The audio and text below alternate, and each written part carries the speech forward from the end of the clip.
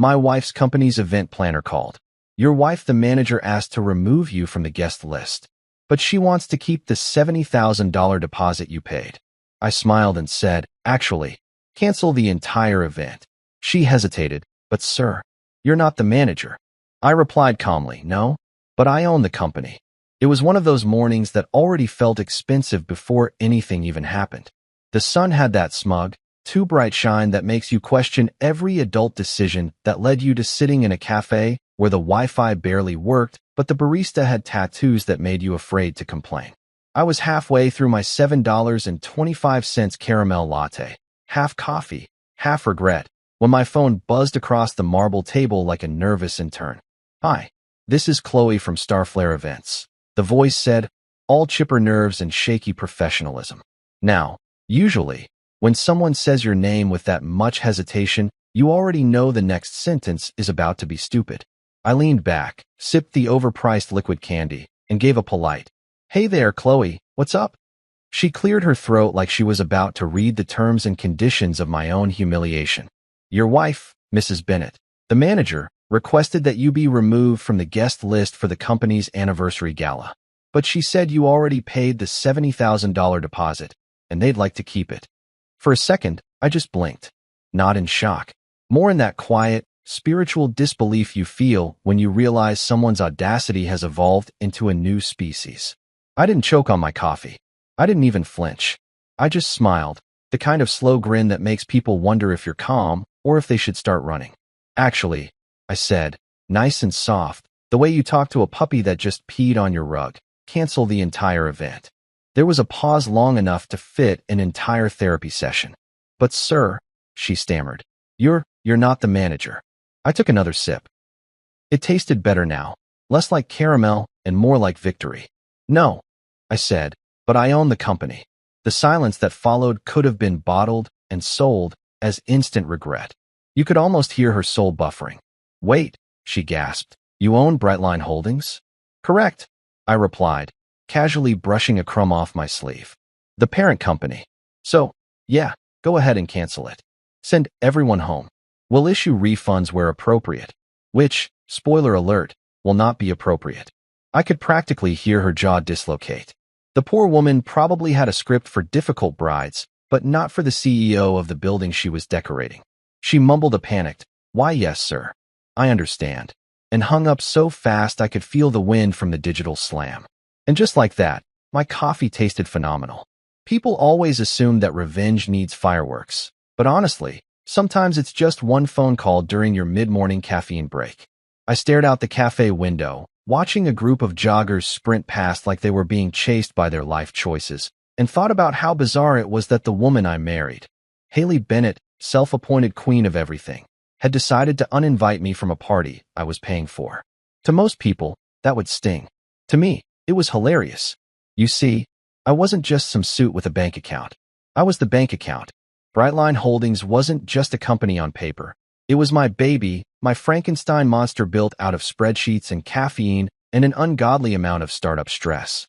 Haley, my lovely and ambitious wife, managed one of our subsidiaries, Brightline Events and Design, a business she now ran like it was her own personal stage. For years, I let her have the spotlight. Let her shake hands, cut ribbons, post pictures about leadership on LinkedIn with captions like, success tastes better when shared with a great team. Conveniently forgetting to tag the guy who funded her espresso machine, her team, and the literal building she was standing in. So when Chloe from Starflare called to tell me I was off the guest list, I didn't get angry. Anger is loud. Anger gets you in headlines. I've always preferred quiet power moves, the kind that make people doubt whether you even blinked before detonating their plans. I checked the time. 10:30 a.m. If I canceled the event now, she'd find out around lunch, right when she'd be showing off her new designer dress to the interns. Perfect timing. I opened the Brightline portal on my phone, verified the accounts, and smiled at the beautiful sight of everything being under my name. Every license, every vendor, every insurance policy. My fingerprints were all over it like a digital signature of karma. I called the Starflare office back, just to make sure Chloe didn't faint and forget. She picked up on the first ring, voice trembling. Hello, Mr. Bennett. Hi, Chloe. Just confirming the cancellation went through. Make sure all correspondence goes directly to me. And, if Mrs. Bennett calls you, just tell her to contact finance. Yes, sir, she whispered, sounding like she'd just been knighted by a very polite villain. Good, I said, smiling so wide my reflection in the laptop looked smug. And Chloe? Yes. Next time you need approval for anything involving Brightline Holdings funds, skip the manager and call the owner. Click. The cafe door chimed as I stood to leave, and for once, I didn't feel like the tired husband of a career hurricane. I felt like myself again, Ryan Bennett, man who signs checks and cancels parties before noon. Outside, the October air smelled like roasted coffee beans and impending drama. I could already imagine Haley's expression when she got the email from Starflare. That slow-motion crumble between confusion and outrage. She'd probably think it was a mistake at first. Then she'd call me. Then she'd remember she'd just uninvited me that morning in front of half the office. I took my time walking back to the car, savoring the peace before the storm. You don't get many moments of pure satisfaction in life. This one deserved a slow-motion soundtrack. The first ping hit as I unlocked the door. Incoming call, Haley. Of course. I let it ring out. Twice. She tried again. Decline. A text popped up instead. What did you do? I typed back, just what you asked. 3 dots appeared. Disappeared. Appeared again. If anxiety had a Morse code, that was it. By the time I pulled into my driveway, the coffee buzz had morphed into a full-on adrenaline high. I turned off the engine, reclined the seat, and laughed. Like, actual laugh. The kind of sound I hadn't made since the day I discovered my accountant had spelled my name right on a tax deduction. $70,000. That's how much she'd planned to burn on a single night of champagne selfies and corporate peacocking. 70 grand to rent a ballroom, order overpriced lobster tails, and listen to a jazz quartet play to investors who couldn't tell a balance sheet from a menu. The same investors who would now be receiving cancellation notices signed by me. Karma wasn't just poetic, it was punctual. I went inside, set the empty coffee cup on the counter, and stared at the fridge like it owed me an explanation for the last 5 years of marriage. We weren't always like this. Back when Haley and I first met, she was funny, charming, ambitious, and, more importantly, she laughed at my terrible jokes. We built everything together, late nights, early mornings, frozen pizza dinners over spreadsheets. But somewhere between we and I, she decided the story sounded better with only one name on the cover. So fine. She could have the spotlight. I'd just own the stage. At noon, my phone exploded. Missed calls, texts, emails from middle managers trying to sound calm while spelling my name wrong. I ignored them all. I wasn't going to explain a single thing until Haley did something first. Let her spin. Let her sweat. Let her Google, can your husband legally cancel your event if he owns the parent company? I poured myself a glass of bourbon. Yeah, bourbon at noon. Judge me later. And toasted silently to my reflection in the kitchen window. To the uninvited guest, I said, taking a slow sip, may your enemies always RSVP late. The drink burned, but in that satisfying way that tells you you're alive, powerful, and slightly petty, the holy trinity of male recovery. My phone buzzed again. This time, it was from my lawyer, Sharon Wells. She didn't even say hello. Ryan, she said, voice sharp with amusement. Did you just nuke your wife's event? Define nuke, I said. The venue's on fire with calls, and Haley's office is trending on internal chat like a bad reality show. I grinned. Then yeah, nuke. She laughed. I love my job. Send me a bill, I said. Haley can cover it. The rest of the afternoon played like a slow-motion comedy. By 2 o'clock, the Starflare Instagram account had quietly deleted the post about Brightline's exclusive anniversary gala. By 3, my assistant sent me a message saying half the vendors were demanding clarification. By 4, Haley's mother texted me. Ryan, sweetheart, please call Haley. She's very upset. I replied, she'll be fine. Tell her to hydrate. It was bliss. Pure, caffeinated bliss.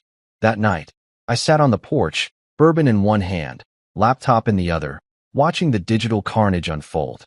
Emails stacked like dominoes, each one a little funnier than the last. Urgent. Event canceled. Need explanation. Urgent. Is this real? Can someone call HR? I didn't respond to a single one. Silence is the most luxurious answer money can buy. When the sky turned purple and the first stars came out, I realized I was smiling again. A real one this time, not the polite kind you wear in boardrooms. Haley had tried to erase me from my own story, and instead, I'd just rewritten the plot. For the first time in months, maybe years, the world felt balanced again. I wasn't just the background investor funding someone else's applause. I was the reason the lights stayed on, and now, I was the guy who turned them off. I raised my glass to the quiet night, the canceled gala, and the confused chaos that would roll into tomorrow. To control, I whispered, and to coffee that finally tastes right. You know those couples you see at networking events who look like a success story straight out of a glossy magazine? The husband standing politely in the corner while his wife commands the room, shaking hands, laughing too loudly, pretending she invented charisma? Yeah, that was us. Except I was the idiot funding the magazine subscription. My name's Ryan Bennett, 41, allegedly mature, CEO of Brightline Holdings, though my wife prefers to call me Ryan from finance, like I'm some middle management spreadsheet enthusiast she met at a bar once. She, on the other hand, is Haley Bennett, the manager of Brightline Events, which is adorable because that company happens to be one of 7 subsidiaries under my umbrella. Meaning, I built it, I bankroll it, and technically, I could delete her job faster than she deletes our anniversary reminders. Don't get me wrong, I used to adore her ambition. Back when we met, she was an assistant with big dreams, big opinions, and a bigger collection of motivational coffee mugs. She'd stay up late researching vendors, scribbling ideas, building pitch decks like her life depended on it. And it worked, because I believed in her. I invested in her. Not just emotionally, but literally. I was the silent partner who wasn't supposed to stay silent forever. But somewhere along the way, Haley, my wife, became Haley, the brand. The woman who used to fall asleep on my shoulder while we brainstormed client lists started introducing me at events like I was part of the furniture. "This is Ryan," she'd say with a tight smile. "He works in finance." "Ma'am, I am finance. I'm the reason your Wi-Fi bill clears on time. But sure, let's pretend I just handle petty cash." Every time she said it, I'd feel that little sting, the one you don't admit hurts because you're too proud to look insecure. And every time, I'd just smile, sip my drink, and remind myself that silent power is still power. My lawyer, Sharon, calls it strategic passivity. I call it revenge simmering in low heat. Now, I've learned that ego is the most expensive addiction in corporate America. Haley had overdosed. The woman was high on applause, running on adrenaline and compliments from people who'd sell her soul for a LinkedIn shout-out. She started treating me like an optional extra in her success story. Like I was lucky she hadn't upgraded to a newer model husband with better PR. So, when the Starflare planner told me I was removed from my own event's guest list, it didn't even register as shocking anymore. It felt inevitable, like the universe finally decided to hit play on the karma playlist I'd been building since year 3 of our marriage. I didn't react out of anger. No, anger's too loud. Anger's what gets you called emotional in court later. I reacted with curiosity, which is a far more dangerous state of mind. Curiosity is what made Eve bite the apple and made me log into Brightline's internal systems at 11:47 p.m. that same night with a whiskey in hand and an attitude problem. And boy, what a sight. Invoices stacked like confessions. Haley's department had been spending money like a college freshman with a new credit card. Flower arrangements for boardrooms. Designer centerpieces for client meetings. A team bonding trip to Maui for 5 people, 4 of whom mysteriously had her last name. I chuckled into my glass. Team bonding, huh? The only thing being bonded was my patience. Still, the part that hit me hardest wasn't the money. I had plenty of that. It was the narrative. Every public-facing document, every company profile, every press mention listed Haley as founder and managing director of Brightline Events. Founder. Let that sink in.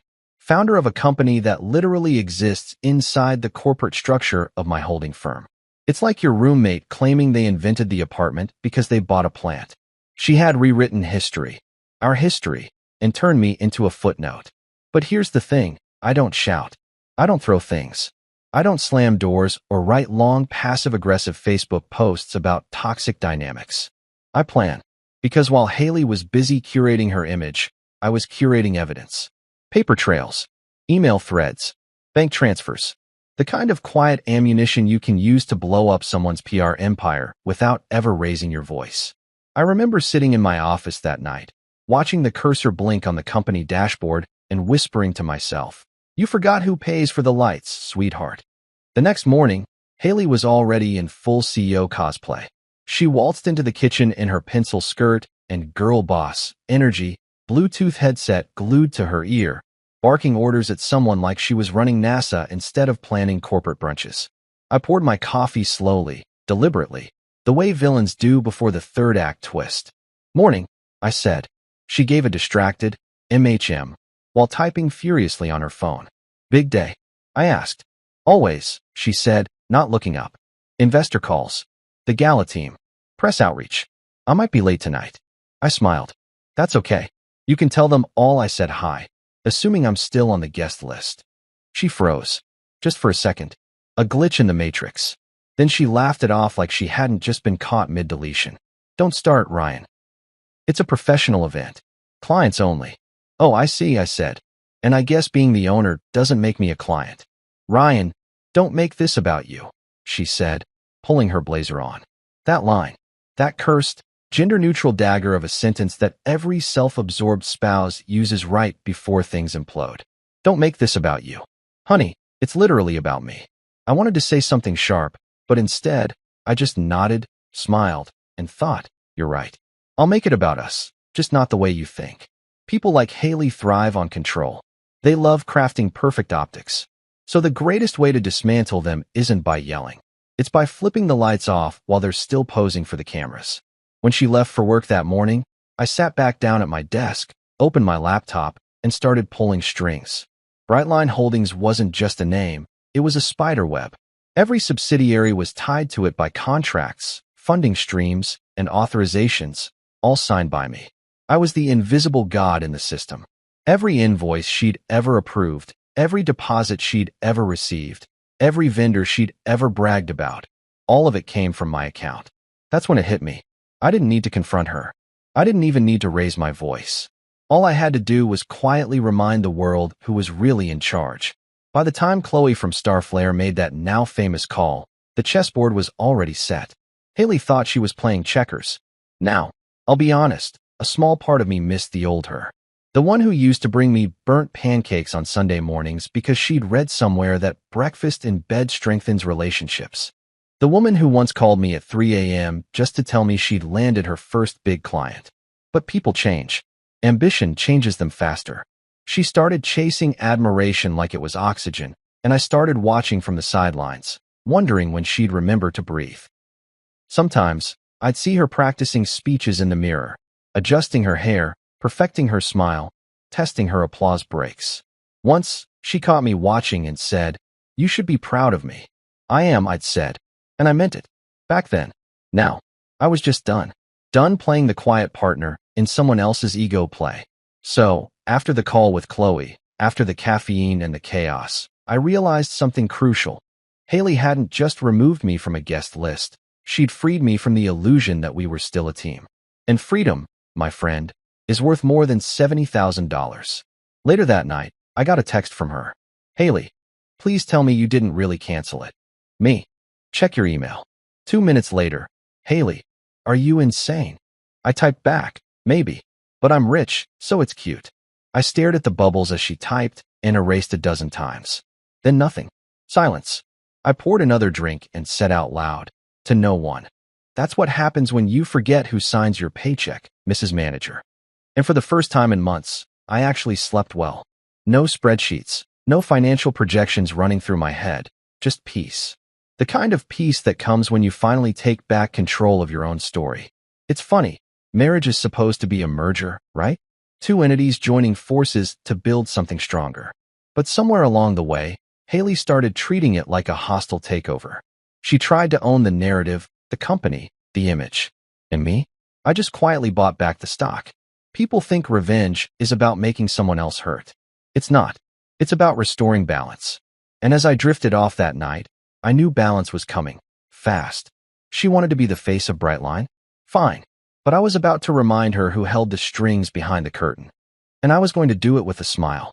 That night, after a day of pretending everything was normal, I sat on the couch with my laptop, a glass of bourbon, and a playlist called Motivation for Petty Kings. The house was quiet. Haley was still at the office, which translated to sulking somewhere expensive. The silence was so sweet I could have bottled it and sold it next to the scented candles she used to buy in bulk when she was manifesting abundance. I cracked my knuckles, logged into the Brightline corporate portal, and there it was, my digital kingdom glowing back at me in corporate blue. Every contract, every signature, every cent that had ever touched one of our subsidiaries, all stamped with my name. Ryan E. Bennett, owner. You know that scene in every superhero movie where the guy realizes his powers? Yeah, that was me. Except my cape was a faded hoodie and my superpower was legal control. I scrolled through the files like a tourist in my own empire. Payrolls, invoices, vendor lists. It was all there, sitting quietly like it owed me rent. People in Haley's department probably thought I was some silent investor, the kind of husband who just shows up for photos and pays the bills like it's his hobby. They had no idea I was the ghost in their machine, the reason their paychecks didn't bounce, the man literally keeping the Wi-Fi on while they called me finance guy in the break room. Funny thing, ghosts see everything. One folder caught my eye, Starflare Gala invoices. I opened it, and sweet mother of markup, the spending was biblical. Champagne fountains, floral walls, crystal chandeliers that cost more than some people's college tuition. A receipt for 12 grand labeled table accent crystals. I laughed so hard I almost spilled my bourbon. Table accent crystals, I muttered. Because normal tables just aren't smug enough. I took a screenshot. For the memories. Scrolling further, I saw Haley's signature on every approval. Her digital autograph, looping and elegant, like she'd signed with perfume instead of ink. I hovered over one particularly juicy line item. Entertainment, private DJ package, $18,500. I remembered her saying the company needed to elevate its image. I guess elevate now meant launch a private music festival for narcissists. And yet, the best part? Every contract ended with one small line of legal poetry. Approved by Ryan Bennett, CEO, Brightline Holdings. That's the thing about being quiet. You learn to let people hang themselves with the rope you provided. I leaned back, sipping my drink. The living room lights reflected off the laptop screen, casting that cinematic glow that always shows up right before the protagonist does something irreversible. My reflection looked calm, too calm, maybe a little smug. But when your wife just tried to erase you from your own event, smug feels therapeutic. I wasn't planning to explode. I wasn't even planning to argue. I've seen what public fights do to people in our social circle. One viral clip, one sources close to the couple say, and suddenly you're trending under hashtag divorce goals. No, I preferred my destruction with a side of quiet paperwork. Clean, legal, final. So I picked up my phone and called Sharon Wells, my lawyer and unofficial therapist for corporate drama. Sharon's the kind of woman who could negotiate peace treaties during lunch and still make it home for spin class. She once got me out of a disastrous merger with a single paragraph that started, per Clause 14b, my client refuses stupidity as a business model. She answered on the second ring. Ryan, she said, voice calm, but with that you up to something edge. Evening, Sharon. You busy saving the world? Only halfway. What's on fire? I smiled. Haley tried to uninvite me from the Brightline Gala. There was a pause. She what? Removed me from the guest list. Told the planners I'm not welcome. 70 grand deposit, all paid from corporate funds. Oh my God, she laughed. Deep, full-bodied, lawyer with wine-in-hand laughter. Please tell me you're recording this marriage for educational purposes. Tempting, I said. Anyway, I canceled the event. Her laughter stopped. You actually did it? Effective immediately. Jesus Christ, Ryan. You didn't just light a match, you installed a fireplace. Maybe. I swirled my bourbon. But the house needed remodeling. She exhaled, probably rubbing her temples. All right. Technically, you're in the clear. You own the parent company. Legally, Brightline Events can't override your decisions. Want me to prep a shutdown notice just in case? I thought for a moment. Not yet. I'm enjoying the trailer before the movie. She chuckled again. You're a dangerous man when you're polite. That's why you bill me extra. After the call, I sat there staring at the laptop, scrolling through the digital guts of Brightline. The sheer control was intoxicating. Every forgotten password, every buried email, it all painted the same picture. Haley had built her empire on my scaffolding. She strutted around giving TED Talk vibes, but I was the one paying for the microphone. There's a line she threw at me once during an argument, back when we still pretended our fights were about work. She'd snapped, "You'd be nothing without me." It hit me then like an insult. Tonight, it hit differently, because the same sentence worked beautifully in reverse. I'd be fine without her, but she'd be nowhere without me. The realization didn't make me angry. It made me peaceful, like realizing your phone's been on airplane mode, and suddenly you're unreachable to everyone who drains you. I decided to take a little stroll through the internal communications platform, Brightline Connect. It's basically corporate Slack for people who think they're too important for emojis. I searched my own name. The results were educational. Ryan's just a shareholder, right? Yeah, Haley handles everything. He's nice though. Quiet. Quiet. The word burned and soothed at the same time. Quiet isn't weakness, it's preparation. I typed a private message to Sharon. Draft me a memo for control transfer options. Don't send it, just keep it warm. She replied instantly. This is going to be fun, isn't it? Oh, I typed back. You have no idea. Around midnight, Haley finally came home. Her heels clicked against the hardwood like a countdown. I closed the laptop and pretended to be half asleep on the couch. She stopped in the doorway, looking at me like I was a wild animal she wasn't sure was sedated. You're still up? She asked. Couldn't sleep, I said. Too busy thinking about all the exciting company developments. Her eyes narrowed. What did you do? Me? I smiled. Nothing major. Just trim some fat. Ryan. Relax, I said, raising my glass.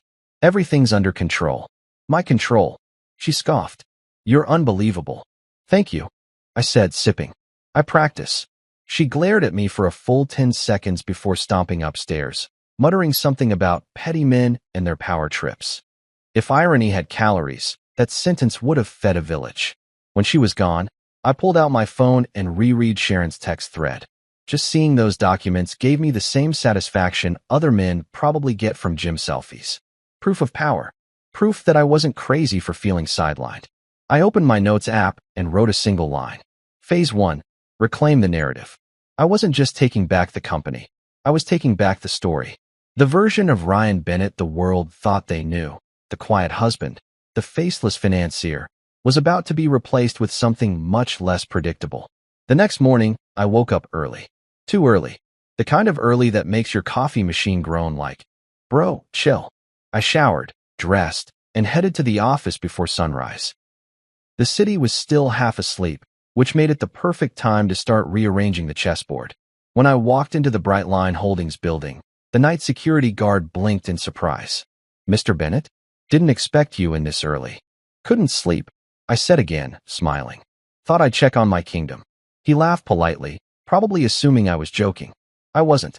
Upstairs, the office was empty except for the hum of servers and the faint smell of burnt coffee someone had forgotten to throw out. I logged into my terminal, bypassed 3 layers of admin access, and opened the internal permissions system. For every executive, there's a digital key. I started tweaking them one by one. Nothing too drastic, just small changes. Haley's access to financial approvals, revoked. Her ability to hire new vendors, temporarily frozen. Her permissions to authorize spending over 10 grand, pending review.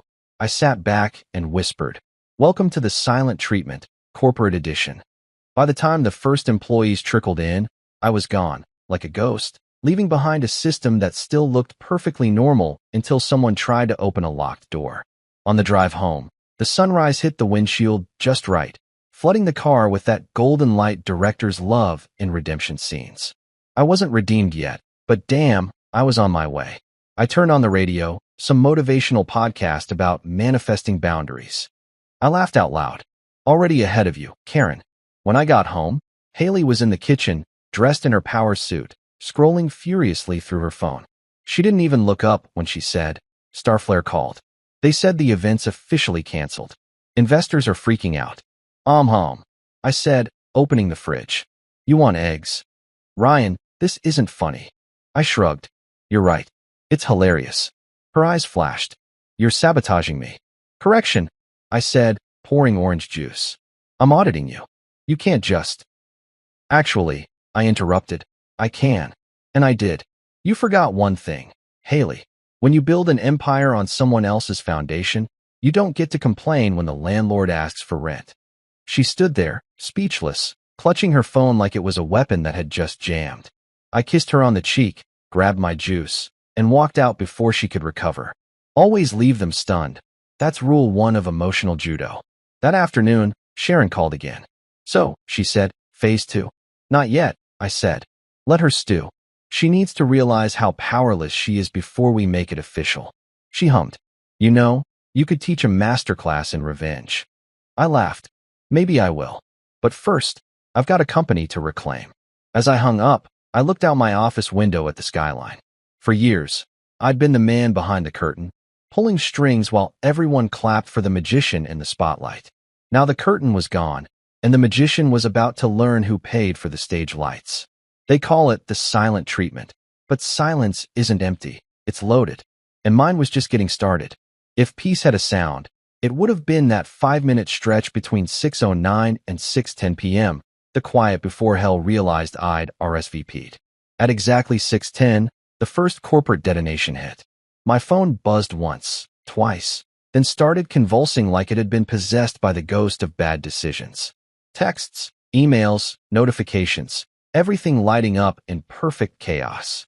You could practically smell the panic through the pixels. By 6:12, I had 24 missed calls, 3 voicemails, and 1 text from my wife, Haley, written entirely in capital letters. What did you do? I smiled. A slow, almost cinematic smile, the kind a man wears when karma finally clocks in for work. I took a sip of my wine, swirled it like I was tasting vintage justice, and texted back. Just what you asked. You said I wasn't invited. Her typing bubbles appeared instantly. 3 dots, then they vanished. Came back. Vanished again. It was like watching Morse code for panic. I could practically hear the tiny screams between her manic thumb taps. By 6:15, Starflare Events had sent the official cancellation blast. Every recipient got a cheery, professional little note. Due to unforeseen changes in company policy, Brightline Holdings has decided to cancel the upcoming gala. We appreciate your understanding and support during this adjustment. Adjustment. God bless PR people and their ability to make a corporate guillotine sound like a yoga pose. I leaned back on the couch, kicked my feet up, and watched the world burn through the soft glow of my phone screen. I've seen men spend fortunes trying to feel this powerful. Me? I just made a phone call before lunch. At 6:20, I got an email from Kelly, Haley's assistant, who had clearly aged 10 years in 15 minutes. Sir, I'm so sorry to bother you, but we have over 200 confirmed guests arriving next Friday, including several high-profile investors. Mrs. Bennett is asking for clarification regarding the cancellation notice. I replied almost immediately. No worries, Kelly. Clarified. The event's canceled. Tell them to invest in Uber Eats tonight. 10 seconds later, she sent another email that simply said, Sir, I didn't reply. Sometimes silence is the only management training people need. By 6:30, the company's internal chat platform, Brightline Connect, looked like Reddit during a stock market crash. Hundreds of pings. Managers, interns, even janitors, all trying to figure out who detonated the social event of the year. I scrolled through the chaos like a man watching fireworks from a yacht. Hashtag General. Did the owner really cancel the gala? Who even has authority for that? Wait, is Haley okay? My aunt's catering company was hired for this. Do we still show up? I just bought a tux. Someone owes me rent. It was like reading poetry. The digital kind. Someone tagged me directly. At Ryan B. Hi, sir. Is this accurate? Should we inform media partners? I typed one sentence and hit send. Yes. HR approves peace and quiet. That one hit harder than I expected. I actually laughed out loud. Loud enough that my dog, Baxter, lifted his head from the couch like, You good, man? Oh, I'm good, I said, scratching behind his ear. I'm better than good. I'm finally HR compliant. By 6:45, Haley's calls were nonstop. I didn't answer any of them. I wanted her to sit in that exquisite purgatory where she wasn't sure if I was furious, vindictive, or having dinner somewhere expensive. For all she knew, I was in Paris right now buying a baguette with her event deposit. When I finally opened my inbox again, There it was. Subject: urgent. Please respond from Haley. Her tone screamed CEO in crisis, but read like a teenager caught sneaking out. Ryan, this isn't funny. The investors are calling me nonstop. The Starflare rep said you authorized this. Please tell me this is a misunderstanding. I typed back. No misunderstanding. You uninvited me. I just followed the company directive. Within 30 seconds, she replied. This isn't how business works. You'd be surprised, I wrote. Turns out owning things comes with perks. You're making me look unprofessional. No, sweetheart, I said aloud as I typed. You did that yourself. Then I wrote. Correction, you're making you look unprofessional. I'm just drinking wine. I hit send and toasted to my own audacity. By 7 p.m., Sharon, my lawyer/enabler, called. Okay, she said, laughter bubbling in her voice. What the hell did you do? Handle the scheduling conflict, I said. Ryan. Yes. I just got 3 calls from event vendors asking if Brightline Holdings is shutting down. Haley's apparently telling people there was a server hack. I choked on my drink. A hack? Oh yeah. She's doing damage control like it's a full-time job. Good, I said. Maybe she'll finally experience employment stress. Sharon laughed so hard she snorted. You're enjoying this way too much. Sharon, I've spent 5 years being the background music in my own marriage. Forgive me for dancing now that I've got the AUX cord. At 7:30, my phone buzzed again. Another message from Haley. This time, she wasn't yelling. Can we please talk in person? I didn't even hesitate. Sure. I'm free in about never. She didn't respond. That silence. Music. Absolute symphony. I flipped my phone to do not disturb, turned on Netflix, and poured another glass. I tried to focus on the show, but my inbox kept lighting up in the corner of the screen, each email subject line better than the last. Vendor payment hold inquiry. Urgent. Investor concerns about fiscal stability. Employee morale crisis update. That last one made me chuckle. Morale crisis? That's what happens when people forget who's footing the bill. At 8 o'clock, I got the piece de resistance, a text from Haley's mother. Ryan, honey, please call Haley. She's very upset. I stared at the message for a full minute, grinning like a man who's been waiting years for this level of irony. Her mother, the same woman who once told me, Haley's career would be fine even if you weren't around, was now begging me to stabilize her daughter's chaos. She'll be fine, I replied. Tell her to hydrate. I almost sent a follow-up saying, and maybe update her resume. But even I have limits. By 8:15, I had an idea. Not a petty one, a productive one. I grabbed my tablet and started drafting a memo. The subject line read, Reallocation of Event Funds, Brightline Employee Wellness Initiative. Inside I wrote, Given the recent decision to cancel unnecessary corporate expenditures, I've reallocated the $70,000 event deposit to the Employee Wellness Program. Funds will be used for mental health coverage, gym stipends, and paid volunteer days. It was beautiful. Corporate poetry. I CC'd HR, accounting, and my assistant, then hit send. 2 minutes later, replies flooded in. This is amazing, Mr. Bennett. Finally, a leadership decision that prioritizes employees. You're the best boss ever. Each compliment was another nail in the coffin of Haley's PR persona. At 9 p.m., I poured one last glass of wine and went out to the patio. The city skyline glittered like it was in on the joke. Somewhere out there, Haley was probably pacing her office, clutching her phone, trying to control a narrative that no longer belonged to her. I took a deep breath, letting the night air fill my lungs, and said to no one, This is what control feels like. My phone buzzed again. This time, not a text, but a call from one of our major investors, Eli Crawford, a man who sounded perpetually like he was about to sell you a yacht you didn't need. Ryan, my man, just got the memo. Love what you did with the funds. Really shows leadership. Didn't care much for the gala anyway. Too many speeches. I smirked. Glad to hear it, Eli. Always trying to keep things efficient. Keep it up, he said. The board will eat this up. After I hung up, I realized something wild. In a single evening, I'd not only ruined Haley's vanity project, but accidentally improved my public image. HR loved me, investors respected me, and the only person mad was the one who uninvited me. That's not karma. That's art. By 10 p.m., the adrenaline started to fade, replaced by a warm, satisfied calm. The kind you get after cleaning out a cluttered garage or deleting your ex's number for real this time. I sat there in the quiet, letting the city hum around me, and thought back to the moment I'd answered Chloe's call that morning. She'd sounded nervous, apologetic, afraid to deliver bad news to Mr. Bennett, the husband. If only she knew she was kicking off the most entertaining night of my year. I finished my wine, leaned back in the chair, and whispered to myself, "You wanted a manager, Haley? You got one." Somewhere in the distance, thunder rolled, a perfect dramatic touch. I grinned at the sky. Nice timing. The next morning, I woke up to chaos headlines in the company newsletter. Gala canceled. Owner announces employee fund. My inbox was full again, but this time with praise, not panic. My assistant popped into my office, grinning like she'd just won the lottery. "Sir, social media is going crazy. Everyone's calling you the most grounded CEO in the city." "Grounded?" I said, spinning my chair. "That's one word for it." I checked my phone. Still no text from Haley. Good. Let her simmer. She'd made the mistake of thinking silence meant surrender. Turns out, silence was just me charging up.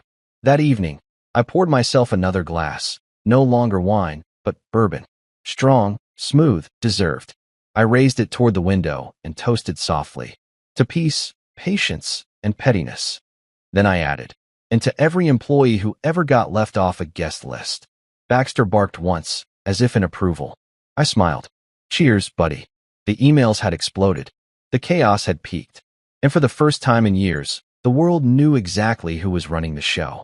You ever walk into your office and instantly know that something catastrophic has happened, like a dog who smells guilt before the crime scene tape goes up? That was me the next morning. The air inside Brightline Holdings tasted like panic and burnt coffee. People were whispering in corners, clutching lattes like emotional support beverages, pretending to read emails that didn't exist. The vibe was post-apocalyptic chic. The fallout from the canceled gala had officially begun. I hadn't even made it to my desk before my assistant, Jenna, intercepted me with a look that screamed, "The villagers have torches." "Morning, boss," she said, breathless. "Just so you're prepared, there's been reaction." "Reaction?" I asked. "Sounds healthy." She blinked. "Sir, the entire events department is having a group cry in Conference B. HR's drafting statements. Vendors are calling nonstop." "Good," I said, stepping past her. "They're staying busy. Productivity is key." I wasn't being cruel. I was being efficient. Chaos reveals competence. You want to know who you can trust? Cancel something expensive and see who panics. When I walked into my office, the phone was already ringing. I let it ring. Twice. 3 times. By the 4th, I answered. "Ryan Bennett," I said, in my calmest "I pay your salary" tone. "Mr. Bennett," a voice huffed on the line. "This is Malcolm Firth, catering director for Starflare. I, just need confirmation. Did Brightline truly pull the plug?" "Absolutely," I said cheerfully. He hesitated. "We had 3 tons of lobster tails arriving Friday." "Ah, perfect," I interrupted. "You can pivot to a pop-up restaurant. The gala that never was. Charge double, call it performance art." "Sir, our deposit." "Non-refundable," I said, already scrolling through my calendar. "Clause 8.2 of your contract." But I admire the hustle. Then I hung up. I'd learned a long time ago that if you sound confident enough, people stop arguing. Confidence is 90% tone, 10% bourbon. By the time I checked my email, the subject lines were a buffet of corporate misery. Urgent, vendor escalation. Investors requesting clarity. Haley demanding statement from leadership. Every line was a course in a 5-star feast of consequences, and I was starving for it. I poured coffee from the office machine. It tasted like printer ink and ambition, but that didn't matter. Every sip was seasoned with satisfaction. At 9:15 a.m., the phone buzzed again. This time it was investor number 1, Douglas Carrington, a man who'd never once called me unless money was crying. "Ryan," he barked, "what the hell is going on? I'm hearing rumors the company's insolvent." I smiled, even though he couldn't see it. "Morning, Doug. The company's fine. Better than fine. We're streamlining operations by canceling the biggest PR event of the year." "Exactly," I said. "We've chosen to focus on actual profitability instead of champagne fountains." There was a pause, then a slow, begrudging chuckle. "You're cutting costs. Smart. I like it." "Glad to hear it," I said. We're calling it fiscal fasting. Detox for the balance sheet. He laughed. You're ridiculous, but effective. Story of my life, Doug. The moment I hung up, I marked investor stabilized in my notes. One down, 199 to go. Meanwhile, down the hall, the gossip was spreading like free Wi-Fi. You could tell where Haley had walked by the trail of tense silence. She'd switched to her professional voice, the one that sounded like an inspirational podcast intro. Team, she was saying to whoever was within earshot, we've experienced an unexpected administrative miscommunication. Administrative miscommunication, translation, my husband called my bluff and now I'm improvising the national anthem of damage control. I stayed in my office, door closed, pretending to review quarterly reports while secretly watching the internal chat blow up again. #Leadership Hub. Did anyone approve this cancellation? Haley says the system glitched. How does a system accidentally refund 70 grand? Asking for a friend. Someone else wrote. This feels like that time Netflix canceled our favorite show mid-season. I typed anonymously. Welcome to corporate television. Cancellations build character. 10 seconds later, someone replied. Whoever wrote that deserves a raise. I smiled. I already had one. Around noon, Haley barged into my office. No knocking, no warning, just hurricane energy in heels. She slammed the door behind her so hard that my framed diploma trembled. You've completely humiliated me, she said, voice shaking. Lunch? I asked, holding up my sandwich. She ignored the offer. Do you realize people think we're collapsing? That investors are calling me nonstop. I'm sure they are, I said. It builds character. Her nostrils flared. You think this is funny? Not funny, I said thoughtfully. Entertaining. You're sabotaging me. Correction, I'm auditing you, I said, taking a slow bite. Big difference. Her jaw clenched so tight I could practically hear enamel grinding. Ryan, this isn't how you handle business, she hissed. You don't just cancel something to make a point. Actually, I said, wiping my hands. That's exactly how you handle business when someone forgets who runs the business. She folded her arms. You're being petty. Haley, if I were being petty, I'd have sent out a press release titled Manager Confuses Ownership with Marriage Privilege. This is strategy. She stood there, glaring at me, probably trying to calculate whether stabbing me with a letter opener would void the prenup. Finally, she spun on her heel and stormed out. The sound of her heels echoing down the hall was pure percussion. I leaned back, exhaled, and whispered, and scene. The rest of the afternoon was chaos theater at its finest. The receptionist reported that a florist was in the lobby refusing to leave until someone paid for 600 centerpieces. Accounting refused, citing budget realignment. HR sent a memo about team morale, which was code for everyone's gossiping instead of working. Meanwhile, my inbox filled with passive-aggressive questions from department heads. Just confirming if all client-facing events are under review? Should we inform vendors that all future contracts require CEO oversight? Do we still have jobs? I replied only to the last one. Yes. For now. Efficiency through mystery. Works every time. By 2 p.m., I was halfway through my second coffee when Sharon called again.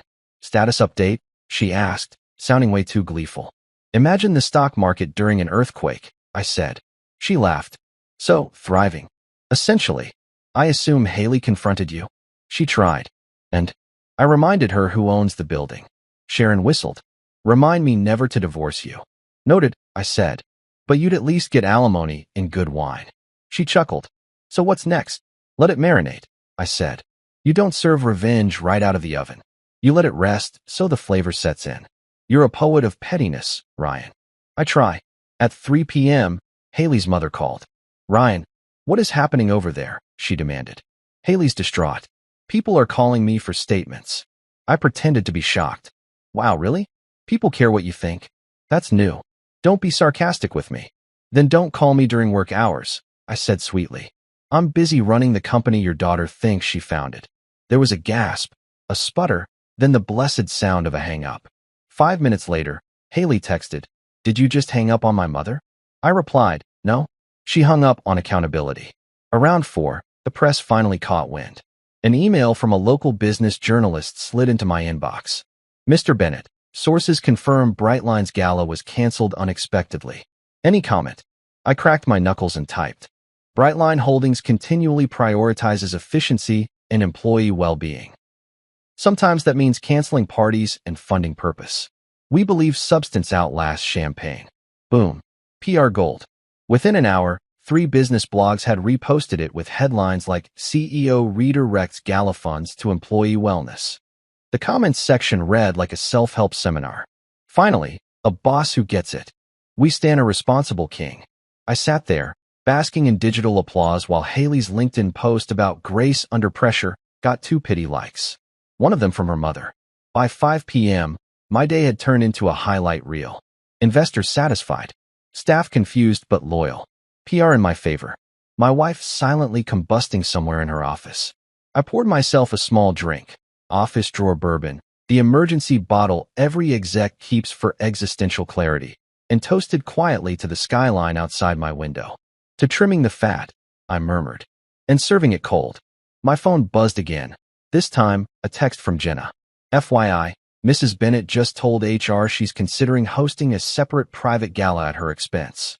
I laughed so loud the janitor peeked in. Everything okay, sir? Perfect, I said. Absolutely perfect. If Haley wanted to throw her own event, I'd let her. Nothing highlights a person's ego faster than watching them pay full price for attention. When I finally left the office that evening, the lobby was a graveyard of wilted flowers and unopened catering boxes. The poor intern at the front desk looked up from her computer, wide-eyed. Mr. Bennett, is it true the event's permanently canceled? Yes, I said, pressing the elevator button. Oh, she said, disappointed. It sounded fun. I smiled. Fun's overrated. Try profitable. The elevator doors closed, reflecting my smirk back at me like a mirror in an expensive moral lesson. At home, Baxter greeted me like the only being on earth who didn't care about corporate drama. I poured kibble for him, poured whiskey for me, and sat down to watch the evening news. And there it was, bright and shining on the local business segment. Brightline Holdings CEO cancels gala, redirects funds to employees. The reporter's voice practically purred. Sources say the decision was made to emphasize fiscal responsibility and internal support. Industry leaders are calling it a masterclass in modern leadership. I raised my glass to the TV. Cheers, leadership. A new text flashed on my phone. Haley again. You win. I stared at it for a long moment. Then typed back. No. We both lose. I just lose better. Then I put the phone face down, leaned back, and let the sound of distant thunder roll across the city. Somewhere out there, Haley was probably explaining to a room full of caterers that it's all just a misunderstanding. And me? I was already planning phase 2. Because the Fallout buffet wasn't over yet. I just served the appetizer. There's a particular kind of silence that falls right before a storm hits. The air goes heavy, the lights feel dimmer, and somewhere in the back of your brain a little voice whispers, you might want to start recording this. That was the mood in my house at 7:46 p.m. The day after the Fallout buffet, I was at the stove, making spaghetti like a man who had absolutely nothing to prove. Jazz playing low, glass of wine on the counter, sauce simmering like life was finally simple again. Then came the knock, sharp, urgent, and way too dramatic for the suburbs. I didn't need to check the doorbell cam. There's only one person who knocks like the IRS on performance bonus day, my wife, Haley. I took a sip of wine, turned the heat down, and muttered, and the queen arrives. Another knock, harder this time. Hold your Gucci horses, I called. When I opened the door, there she was, heels, designer trench, hair in that perfectly messy bun that says, I've been crying, but expensively. Her expression was fury with a side of disbelief. You embarrassed me in front of everyone. She snapped before I could even say hi. I gestured to the spaghetti pot. Relax. It's whole grain. Very grounding. Don't you dare joke right now, she said, stepping inside without invitation, trailing perfume and panic. You canceled the gala.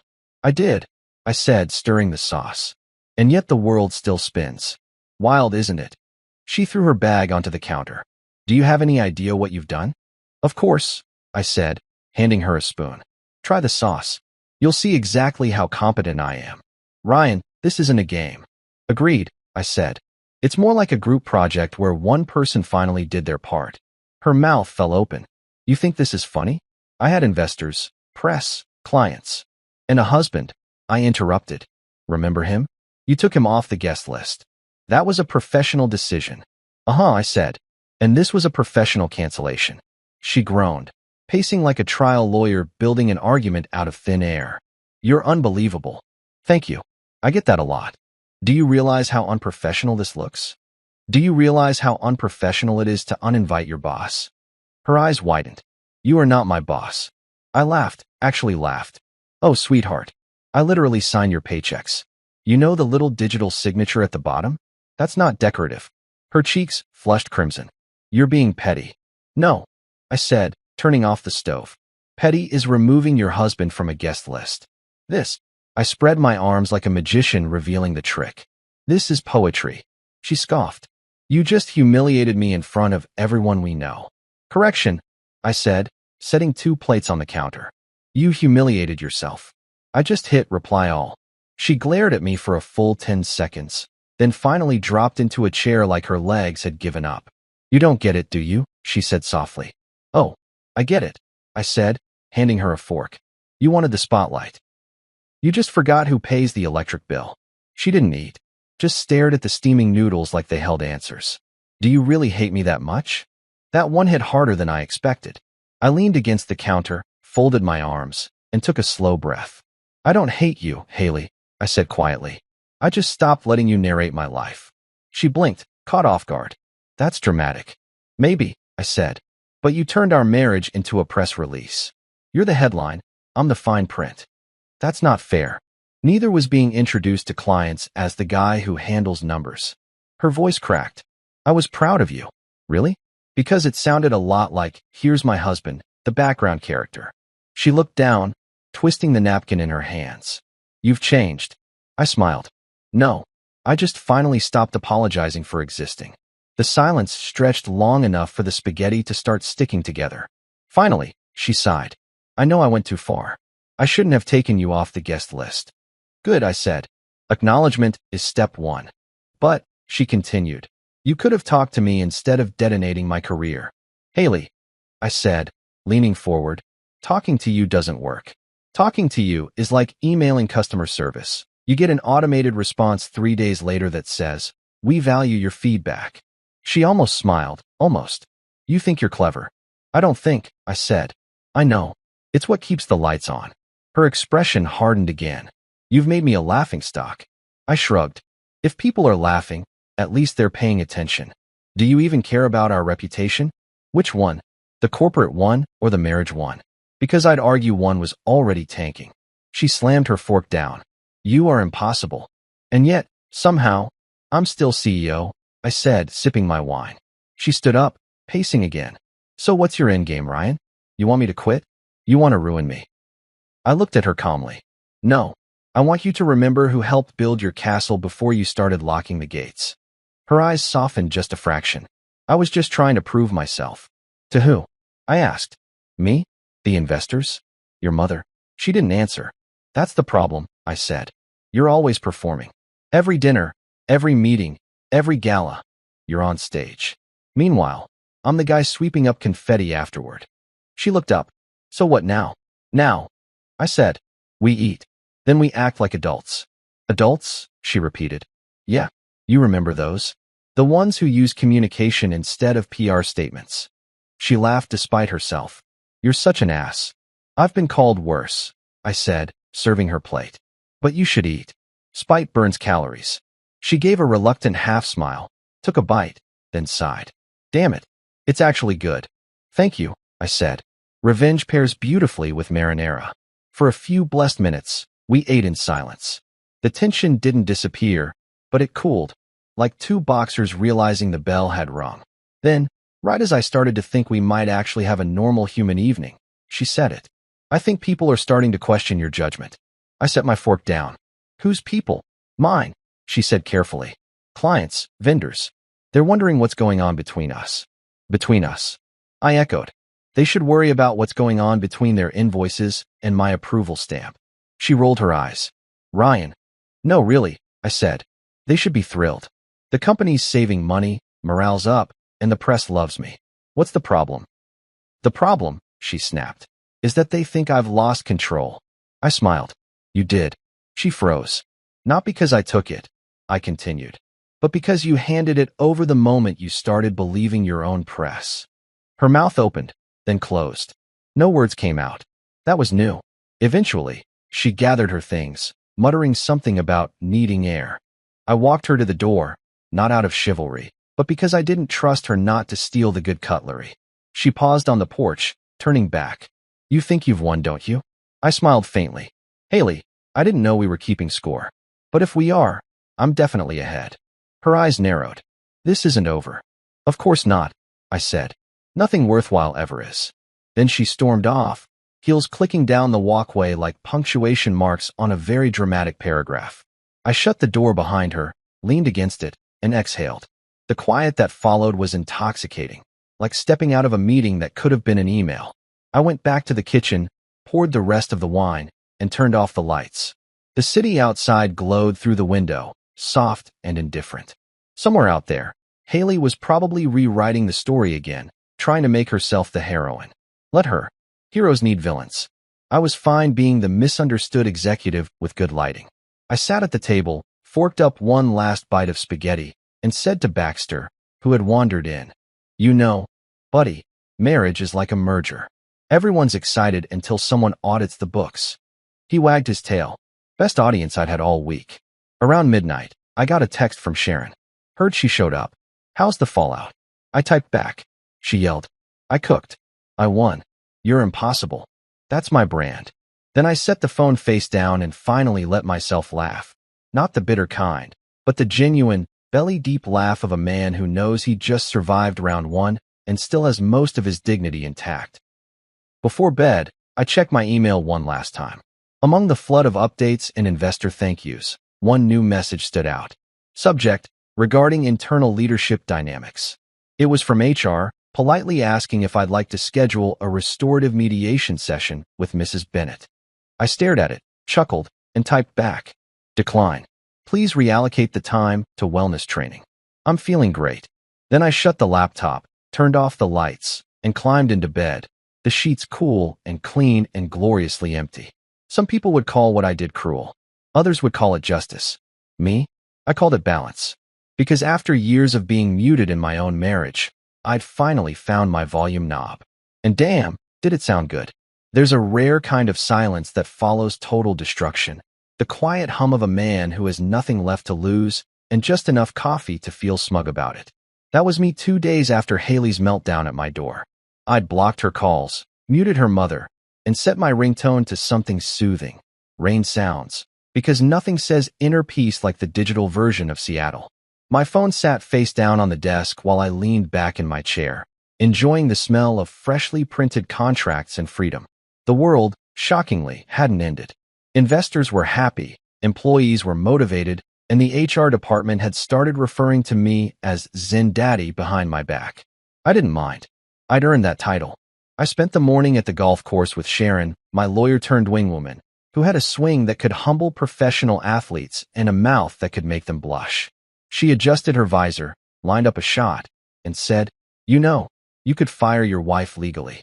I could, I said, teeing up, but watching her try to explain all this to 200 angry guests is better entertainment. Cheaper too. She smirked. You're terrifying when you're calm. That's the goal, I said, watching my ball sail clean down the fairway. Calm is just anger with better posture. While the world thought I was on vacation, I was quietly rewriting power structures. New vendor agreements? Under my name. Company policies? Adjusted. Even the office coffee subscription, mine now. Haley used to control everything from event budgets to who got the good parking spots.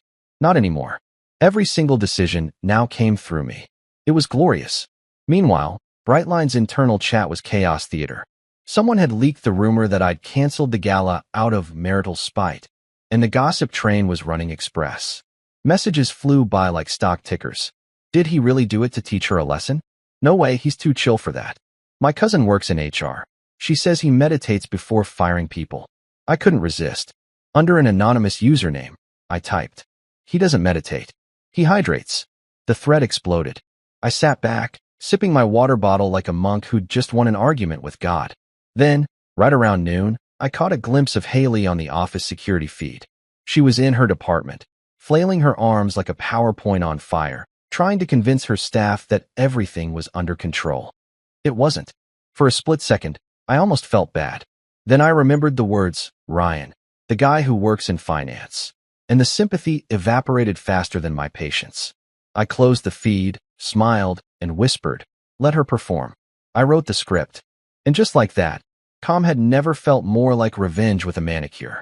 By day 3, Haley had switched from rage to diplomacy, a predictable transition in the 5 stages of getting publicly humbled. Denial, anger, negotiation, coffee, and PR. She walked into my office with the kind of forced sweetness that could give you diabetes. She was holding a Starbucks cup like a peace offering. Babe, she started, voice soft and syrupy. Can we talk? I didn't even look up from my laptop. Sure, I said, just not during working hours. Her smile twitched. I brought your favorite, caramel latte, extra shot. How thoughtful, I said, typing an email. You mean the same drink I was holding when you had me erased from your guest list? Brings back memories. She sighed dramatically, the way actresses do when the director says, less emotion, and they take it personally. Ryan, I overreacted. I was under pressure, okay? I just wanted everything perfect. I finally looked up. You uninvited me, Haley. That's not perfection. That's comedy. Please, she said, lowering herself into the chair across from me.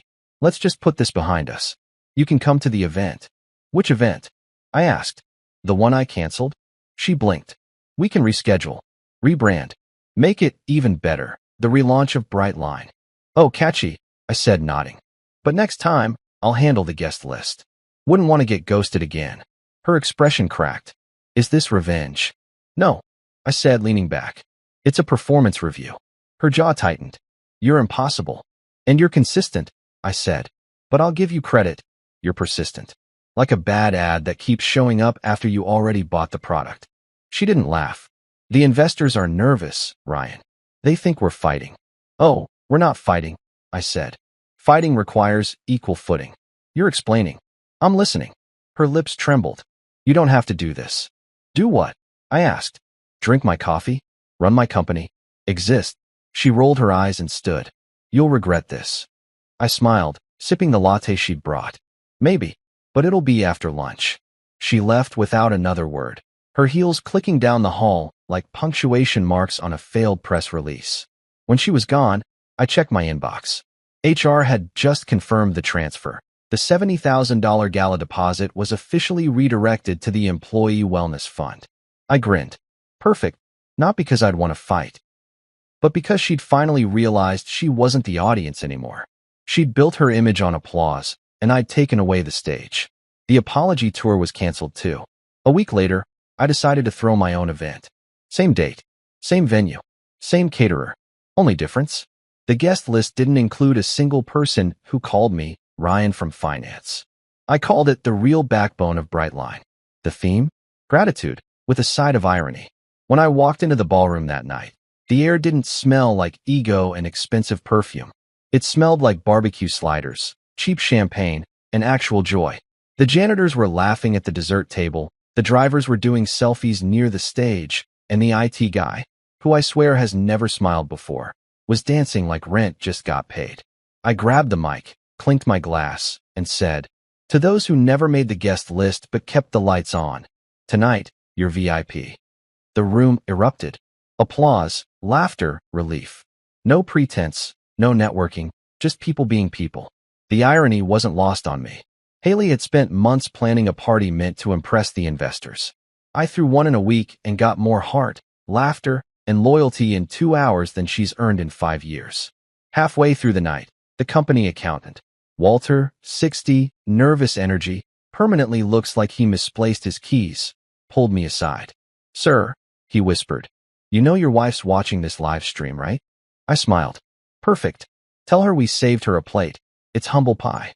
He nearly dropped his drink. I gave a short speech after that, shorter than usual, because nobody wants a monologue between free food and music. Look, I said, you've all worked hard. You deserve this. And sometimes leadership isn't about fancy dinners or press photos. It's about showing up for the people who actually make things happen. The cheers that followed were the loudest kind, authentic. I stood there for a second, taking it in. For the first time in months, maybe years, I wasn't the guy sitting quietly in the background while someone else took credit. I was the man at the front of the room, surrounded by people who actually mattered. The DJ played Don't Stop Believin', which felt cheesy and perfect all at once. Someone shoved a drink into my hand. Someone else dragged me onto the dance floor. And for a brief moment, life didn't feel like a war. It felt like a win. Out of the corner of my eye, I caught the live stream chat blowing up, employees tagging Haley with laughing emojis, toasts to the real boss. One person even writing, "Finally, a party worth attending." I didn't reply. I didn't need to. Sometimes silence is the best victory speech. By Monday morning, the internet had already done its thing. My little employee appreciation night wasn't just company gossip anymore. It was trending. Hashtag Brightline Real Team. Photos flooded social media. Me handing out bonuses, the janitors doing conga lines, the catering staff toasting with paper cups. The post Haley's PR team had scheduled for her grand gala got buried faster than her LinkedIn endorsements. I walked into the office like a man who had finally deleted a bad memory. People clapped. Actual applause. Someone even whistled. I gave a mock bow and said, "Please, no autographs before coffee."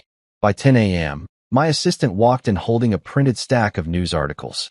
"You're in business today, modern leadership," and someone just made a meme of you pouring champagne labeled fiscal responsibility. "Finally," I said, "a brand I can stand behind." At 10:17, the elevator dinged, and in walked Haley, dressed to kill, or at least maim. She looked exhausted, like she hadn't slept since the hashtag was born. She closed the door behind her, didn't speak for a full 10 seconds, then asked softly, "So, what now?" I didn't even look up from my screen. "Now," I said, "now we get back to work." "Ryan," she said, voice cracking. "Everyone's talking. The investors, the staff, the board. I can't even walk into a meeting without people whispering." I turned my chair slowly, the way villains do in movies before they reveal the plot twist.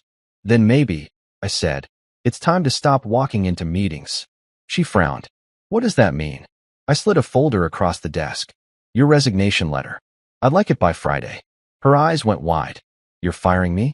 "No," I said, leaning back. "I'm promoting your freedom." She stared at me, furious, humiliated, and maybe, deep down, a little impressed. "You can't just erase me." "Of course not," I said, smiling. "You'll always be part of Brightline's history, just not its future." She stood there for a moment, trembling, then finally gathered her bag. "You're going to regret this." I shook my head. "Haley, I already regretted staying quiet this long." When she left, I didn't feel triumphant. I felt lighter, like someone had taken a 20-pound trophy off my chest. Later that evening, I walked into the now empty ballroom where it all began. The lights shimmered softly, and the ghost of last week's chaos felt almost peaceful. For years, I'd been written out of my own story, quiet, patient, polite.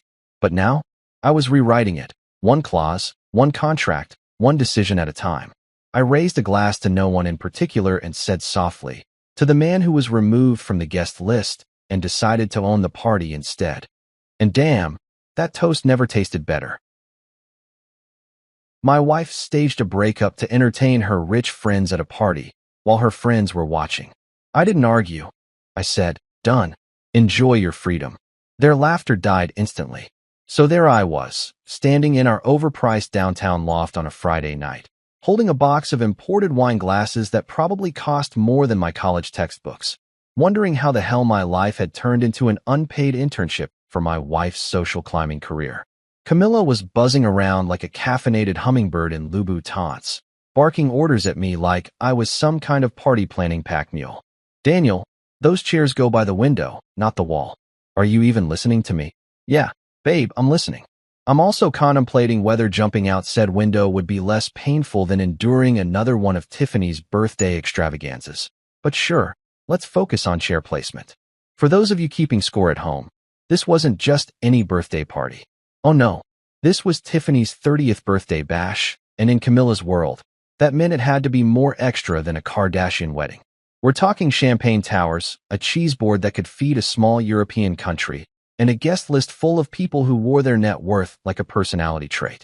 These were the kinds of folks who said things like, "Summer, as a verb and thought brunch was a legitimate meal category that required its own dress code. I'd been to 3 of these shindigs in the past year alone, and each time I felt like I was attending a convention for people who peaked in their trust fund years. The thing about being married to Camilla is that you don't just marry the woman, you marry her entire social ecosystem. Her friends weren't just friends, they were like a corporation, complete with hierarchy, performance reviews, and apparently, a shared delusion that they were all starring in their own reality show.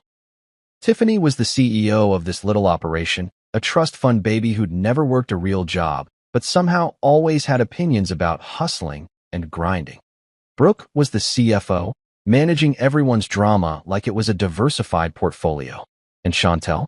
She was the CMO, making sure every brunch, every shopping trip, and every Instagram story was perfectly curated for maximum engagement.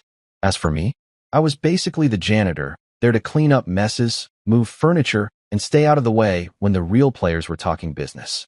Daniel. Camilla's voice cut through my internal monologue like a knife through butter. Can you please focus? We have less than 2 hours before people arrive, and you're just standing there like a mannequin at a clearance sale. I wanted to tell her that mannequins at clearance sales actually had more dignity than I did at that moment, but I bit my tongue. Marriage, I'd learned, was less about communication and more about strategic silence. Pick your battles, my dad always said. Save your energy for the wars that matter. So I smiled, nodded, and went back to arranging stemware like my life depended on it.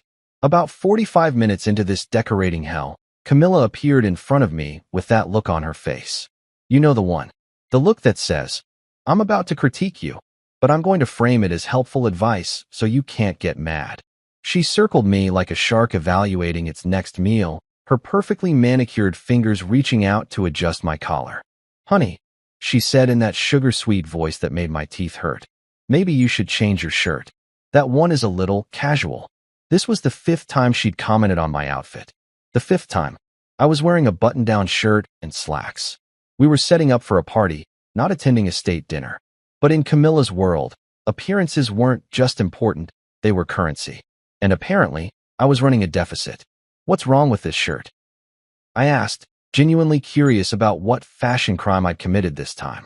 She tilted her head, doing that thing where she pretended to think really hard about how to phrase her criticism without sounding like a total nightmare. It's just, well, you know Tiffany's friends are going to be here, and some of them are very successful people, and I just want us to look like we belong, you know? Ah yes, the classic, we need to look like we belong speech. Translation, you're embarrassing me, and I need you to pretend to be someone you're not so my friends don't realize I'm married down. I'd heard this speech so many times I could recite it backwards in 3 languages. I looked at her, this woman I'd married 3 years ago, the one who used to laugh at my jokes and didn't care that I drove a used Honda instead of a BMW. Somewhere along the way, she'd transformed into this person who measured her worth by the number of designer labels in her closet and the square footage of her friends' vacation homes. It was like watching someone slowly get brainwashed by a cult, except the cult wore Chanel and drank overpriced green juice.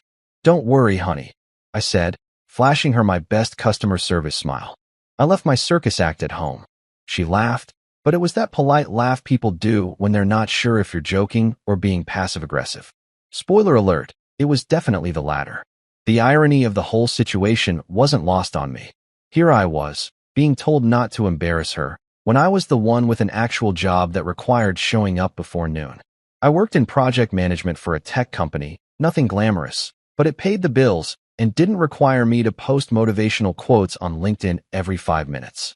Camilla, on the other hand, had what she called a lifestyle brand, which as far as I could tell meant she took pictures of her avocado toast and occasionally got free products from companies desperate for influencer exposure. But sure, I was the one who needed to step up his game. As the evening approached and the first guests started arriving, I found myself playing the role I'd perfected over the past year, the agreeable husband. I shook hands with men who talked about their stock portfolios like they were discussing military strategies. I nodded along while women explained their complicated skincare routines that required products with names I couldn't pronounce. I laughed at jokes that weren't funny and pretended to care about vacation stories from places I'd never be able to afford. This was my life now, and somewhere deep down, I knew something had to give. But standing there, watching Camilla float through the crowd like she was born for this shallow existence. I had no idea that the something that was about to give would be my entire marriage. I had no idea that in a few short hours, she would decide to turn our relationship into entertainment for her bougie friends. I had no idea that this night, this ridiculous Friday night party, would be the beginning of the end. All I knew was that my feet hurt, my fake smile was getting harder to maintain, and I desperately needed a drink that wasn't from the guest-only wine selection.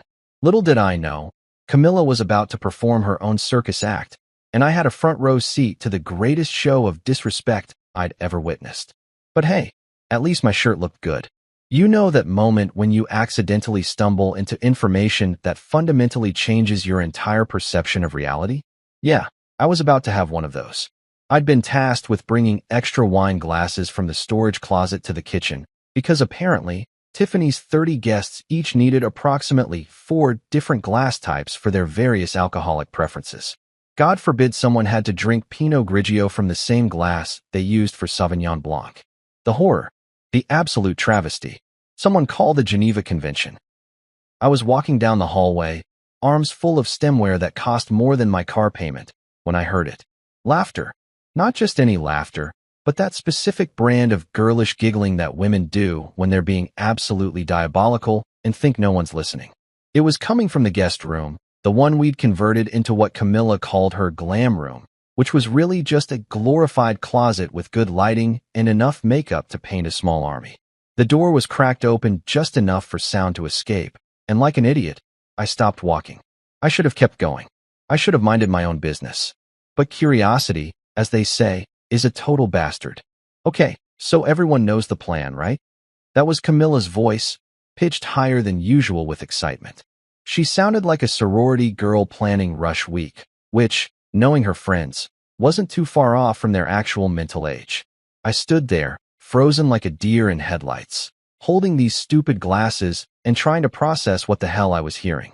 The plan? What plan? Were they planning a surprise for Tiffany? A flash mob? Please God, not a flash mob. I couldn't handle watching rich people attempt choreography.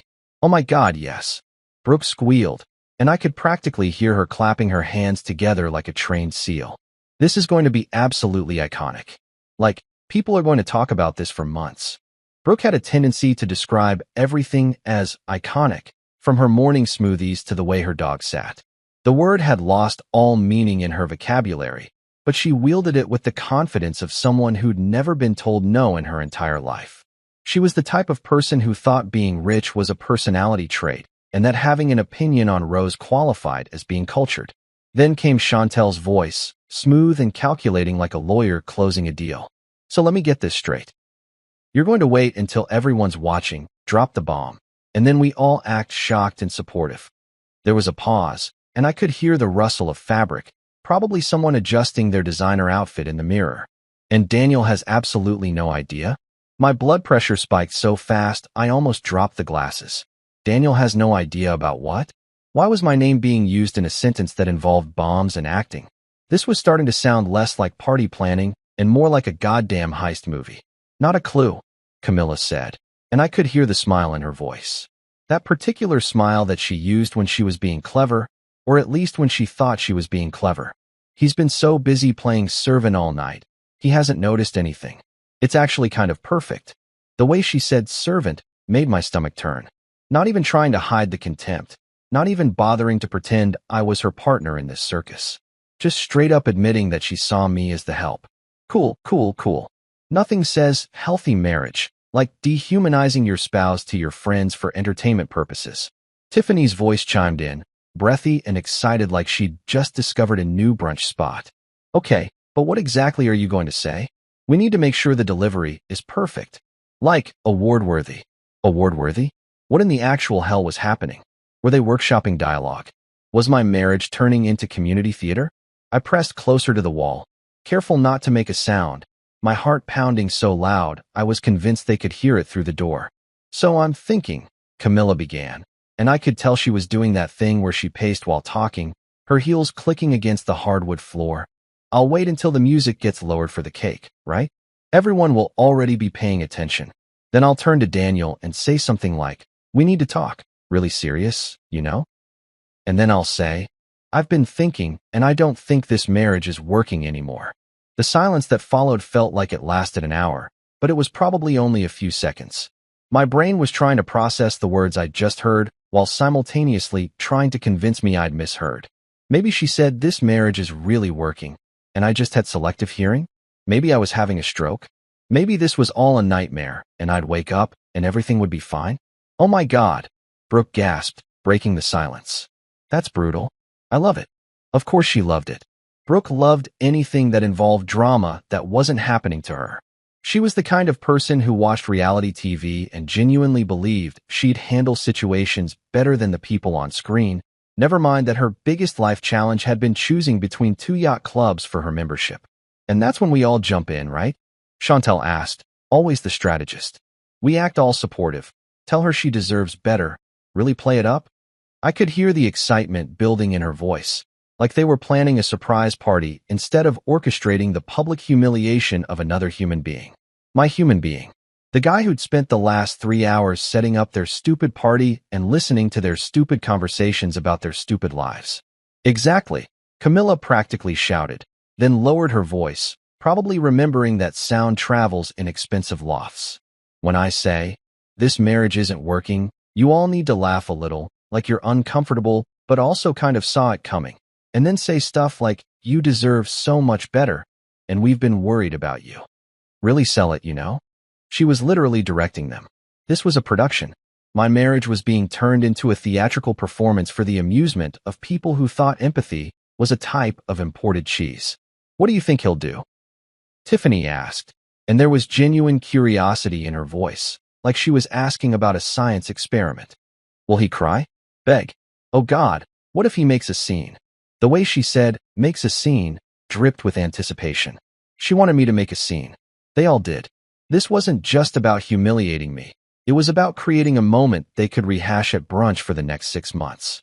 Remember when Camilla fake dumped Daniel, and he totally lost it? Classic.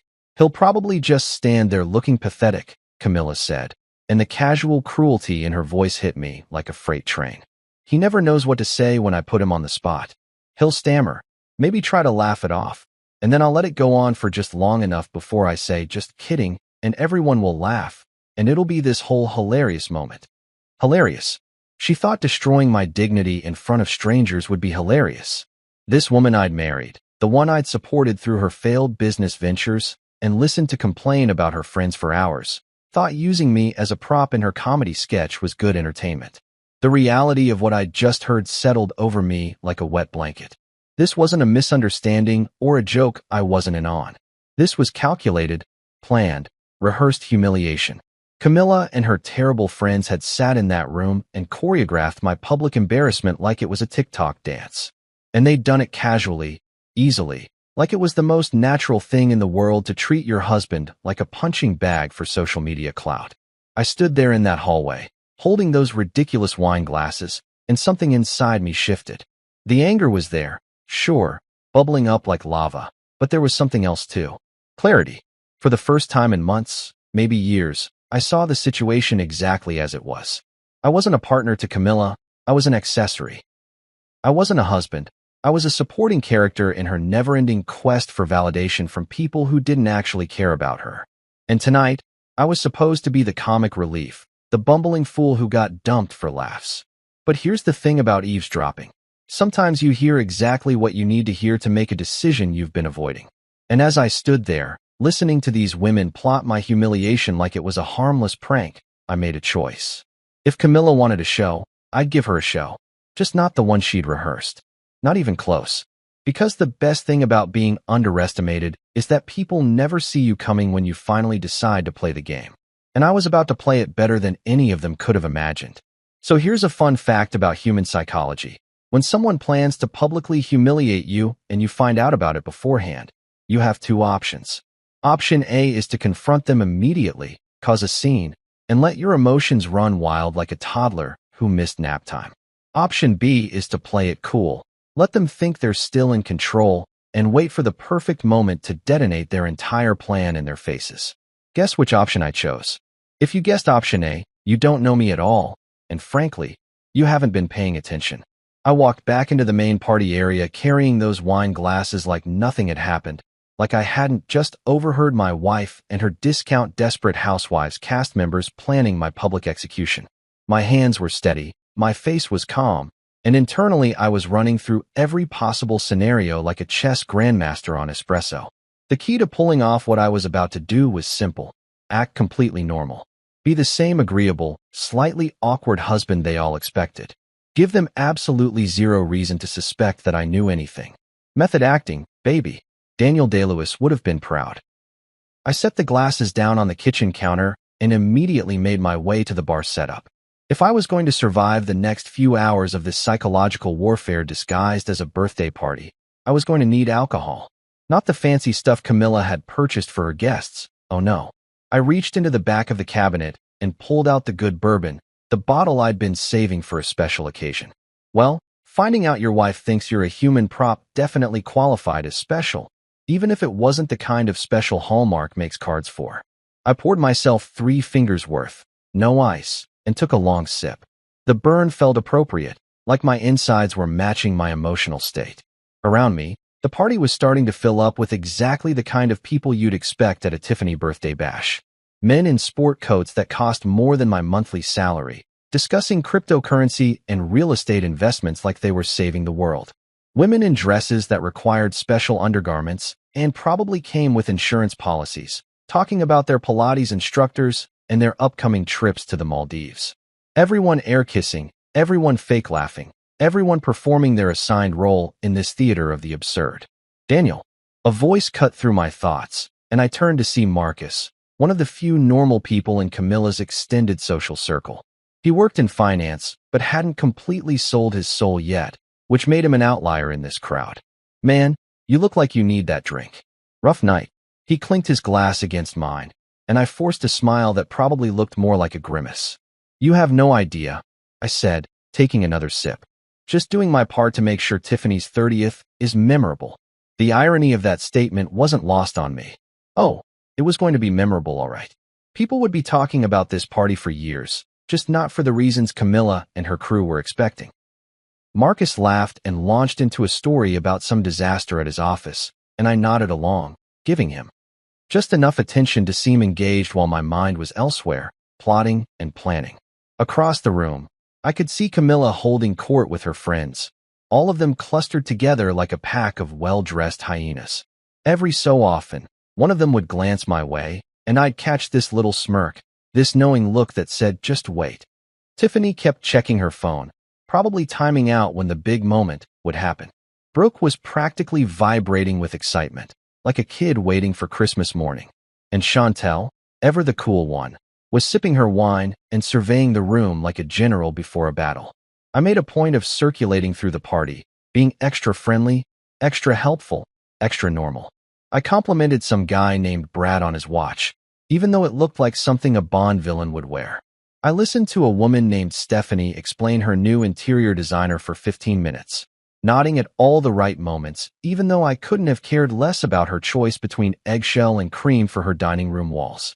I was the picture of the agreeable husband, the supportive partner, the guy who knew his place in the social hierarchy and was comfortable with it.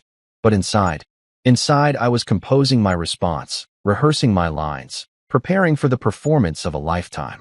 See, the thing about people like Camilla and her friends is that they operate on a very specific set of assumptions. They assume that because I'm quiet, I'm weak. They assume that because I don't flaunt money I don't have, I lack confidence. They assume that because I've put up with their nonsense for years, I'll continue to put up with it indefinitely. These assumptions were about to get shattered like a wine glass at a Greek wedding. Daniel, sweetie, can you help me with something in the kitchen? Camilla appeared at my elbow, her hand touching my arm in that possessive way she had. Up close, I could see the excitement in her eyes, barely concealed behind her practiced smile. This was it. She was setting up the stage, getting me into position for the big performance.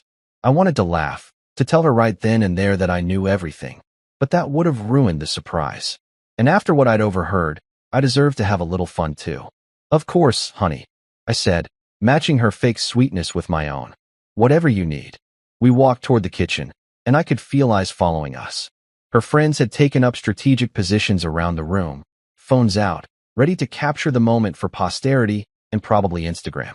The music was getting lower, conversations were naturally quieting down, and I realized with dark amusement that they'd actually choreographed this whole thing down to the soundtrack. Tiffany sidled up next to us, playing her part perfectly. "Oh, Camilla, are you okay? You look stressed." The concern in her voice was about as genuine as a $3 bill, but she delivered the line with the conviction of someone who definitely practiced in front of a mirror. I had to hand it to them. They'd really committed to this bit. If only they'd put this much effort into being decent human beings. "I'm fine, Tiff," Camilla said, her voice already taking on that theatrical quality. "Actually, you know what? I'm not fine. Daniel and I need to talk. Right now. In front of everyone." She turned to face the crowd, which had conveniently gathered closer, forming a perfect semicircle around us like we were about to perform a scene from a soap opera. Which, in a way, we were. I took another sip of my bourbon and settled into my role. My face was neutral, maybe slightly confused, exactly what they'd expect from me. Internally, I was running through my response one more time, making sure every word was perfect, every pause calculated. I'd learned a long time ago that the best revenge isn't loud or messy. It's cold, precise, and completely unexpected. It's giving people exactly what they asked for in a way they never saw coming. Brooke moved closer, her phone definitely recording now. Chantel positioned herself where she could see both Camilla and me, her face already arranged in an expression of concerned support. Other guests were whispering, sensing drama, that universal human instinct that makes us all rubberneck at car accidents. The stage was set, the actors were in position, and the audience was primed. Everything was going exactly according to Camilla's plan. Except for one tiny detail. I wasn't following the script.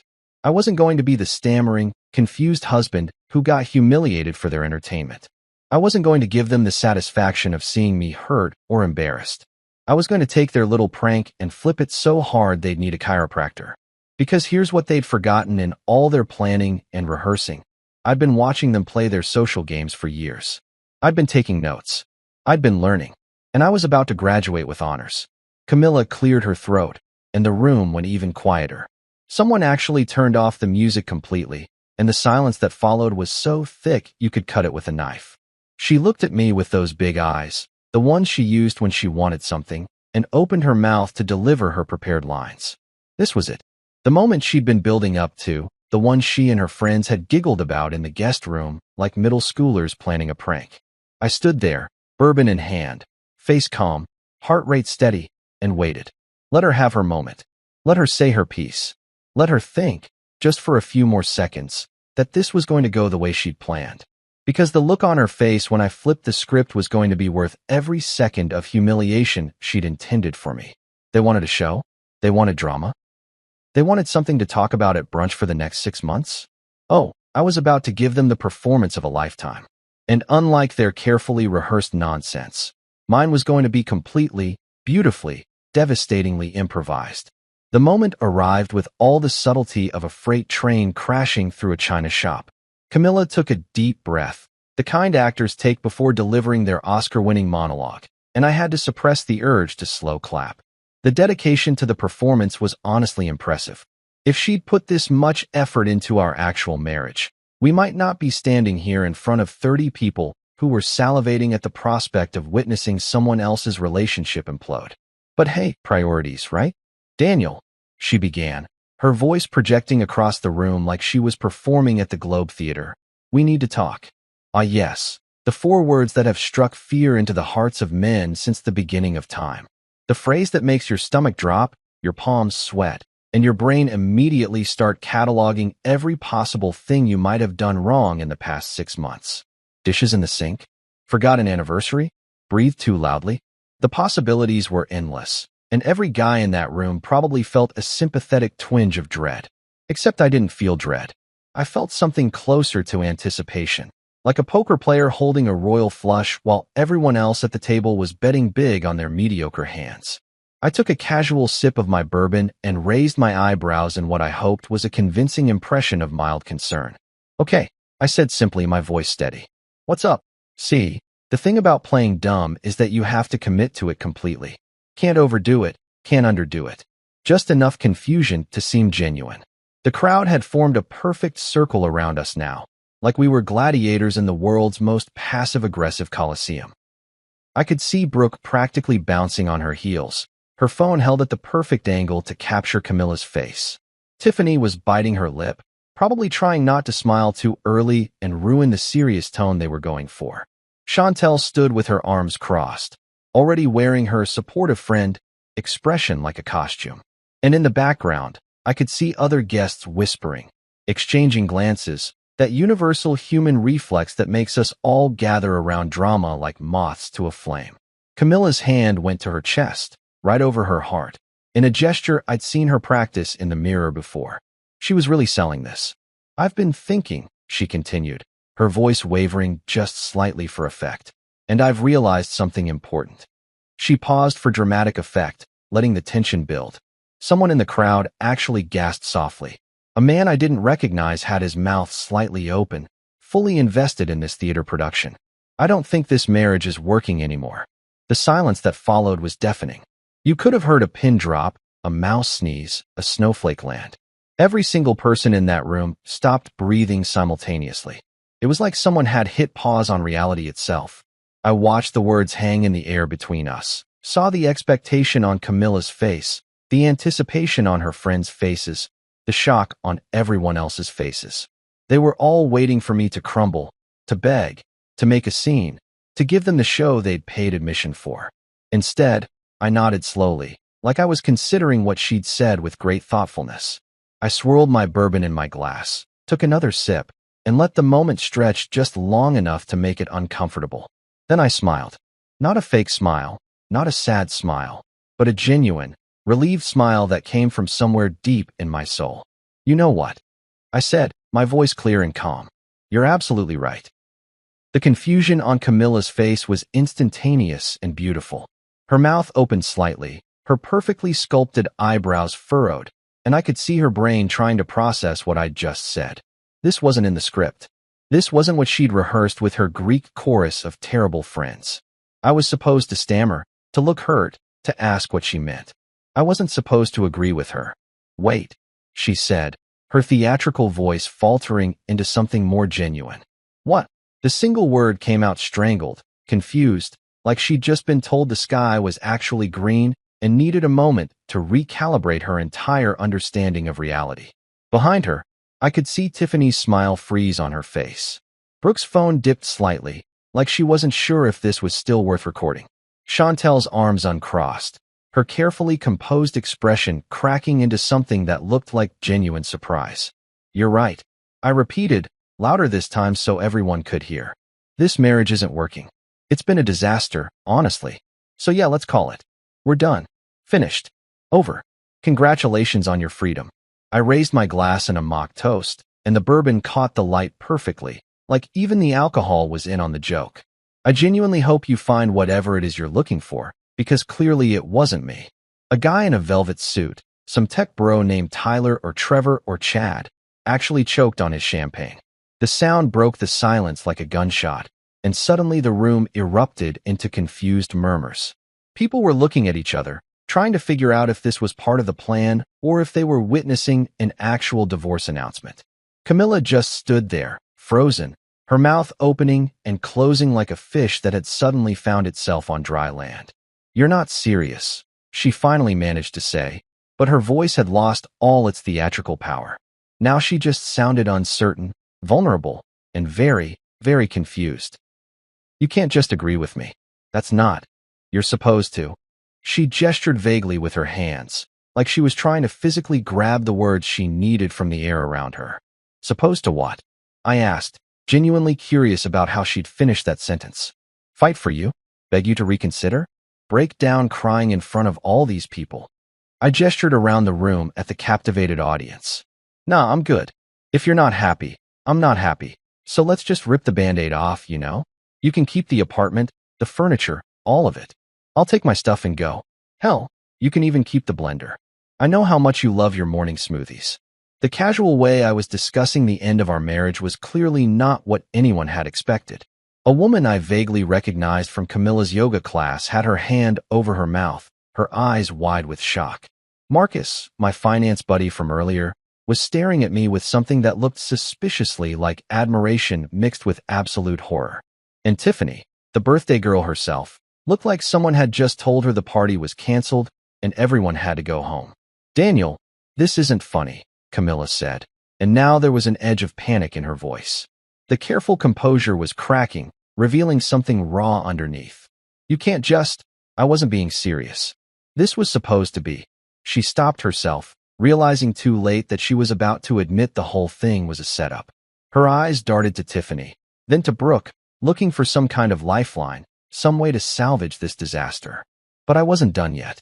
Oh no, I was just getting warmed up. You weren't serious? I said, letting genuine confusion color my voice. But you sounded so serious. You said our marriage isn't working, which, honestly, I've been thinking the same thing for months, but didn't want to rock the boat. So thank you, actually, for being brave enough to say it out loud. Really, this is great. We can get the paperwork started next week, split everything down the middle, and move on with our lives. Clean break, no hard feelings. Stop it, Camilla whispered, but her voice carried in the silent room. Just stop. The desperation was real now, leaking through every syllable. This wasn't the fun prank she'd imagined. This wasn't the harmless joke that would end in laughter and Instagram stories. This was real, and it was happening, and she had no idea how to stop it because I'd taken her own weapon and turned it against her. Stop what? I asked innocently. Agreeing with you? Being supportive of your decision? I mean, you're right, Camilla. We're not happy. You spend all your time with your friends. I work too much. We barely talk anymore. And when we do, it's usually you telling me how I'm not living up to your expectations. This has been coming for a while, and you were brave enough to pull the trigger. I respect that. Brooke finally found her voice, jumping in like the loyal friend she pretended to be. Camilla was just expressing her feelings, Daniel. You don't have to be so dramatic about it. The irony of her calling me dramatic when they'd literally staged this entire confrontation was so thick you could spread it on toast, but I let it slide. Dramatic? I laughed, a genuine laugh that probably sounded slightly unhinged. I'm being the opposite of dramatic. I'm being practical. She said the marriage isn't working. I agreed. Now we move forward. What's dramatic about that? Would it be more dramatic if I fell to my knees and begged her to stay? Cried? Made a scene? I looked around at the crowd. All these people who'd come for entertainment and were getting way more than they'd bargained for. I'm just trying to handle this like an adult. Camilla's face had gone through several shades of pale, finally settling on something close to gray. Her carefully applied makeup couldn't hide the genuine distress that was written across every feature. You're seriously not going to fight for me? She asked, and there was something heartbreaking in her voice, something real that cut through all the pretense and performance. After everything we've been through, you're just going to give up? I looked at her, really looked at her, and for a moment I felt something close to pity. But then I remembered the conversation in the guest room, the laughter, the planning, the casual cruelty of turning your spouse into a punchline for your friend's amusement. And the pity evaporated like morning dew. Give up, I said softly. Camilla, I fight for things that are worth fighting for. You just publicly announced that our marriage is over. What exactly am I supposed to be fighting for here? Your right to humiliate me? Your need for attention? Come on. The room had gone so quiet you could hear the ice melting in people's drinks. Somewhere in the background, I could hear the faint sound of traffic from the street below, a reminder that outside this bizarre bubble of manufactured drama, the real world was still turning.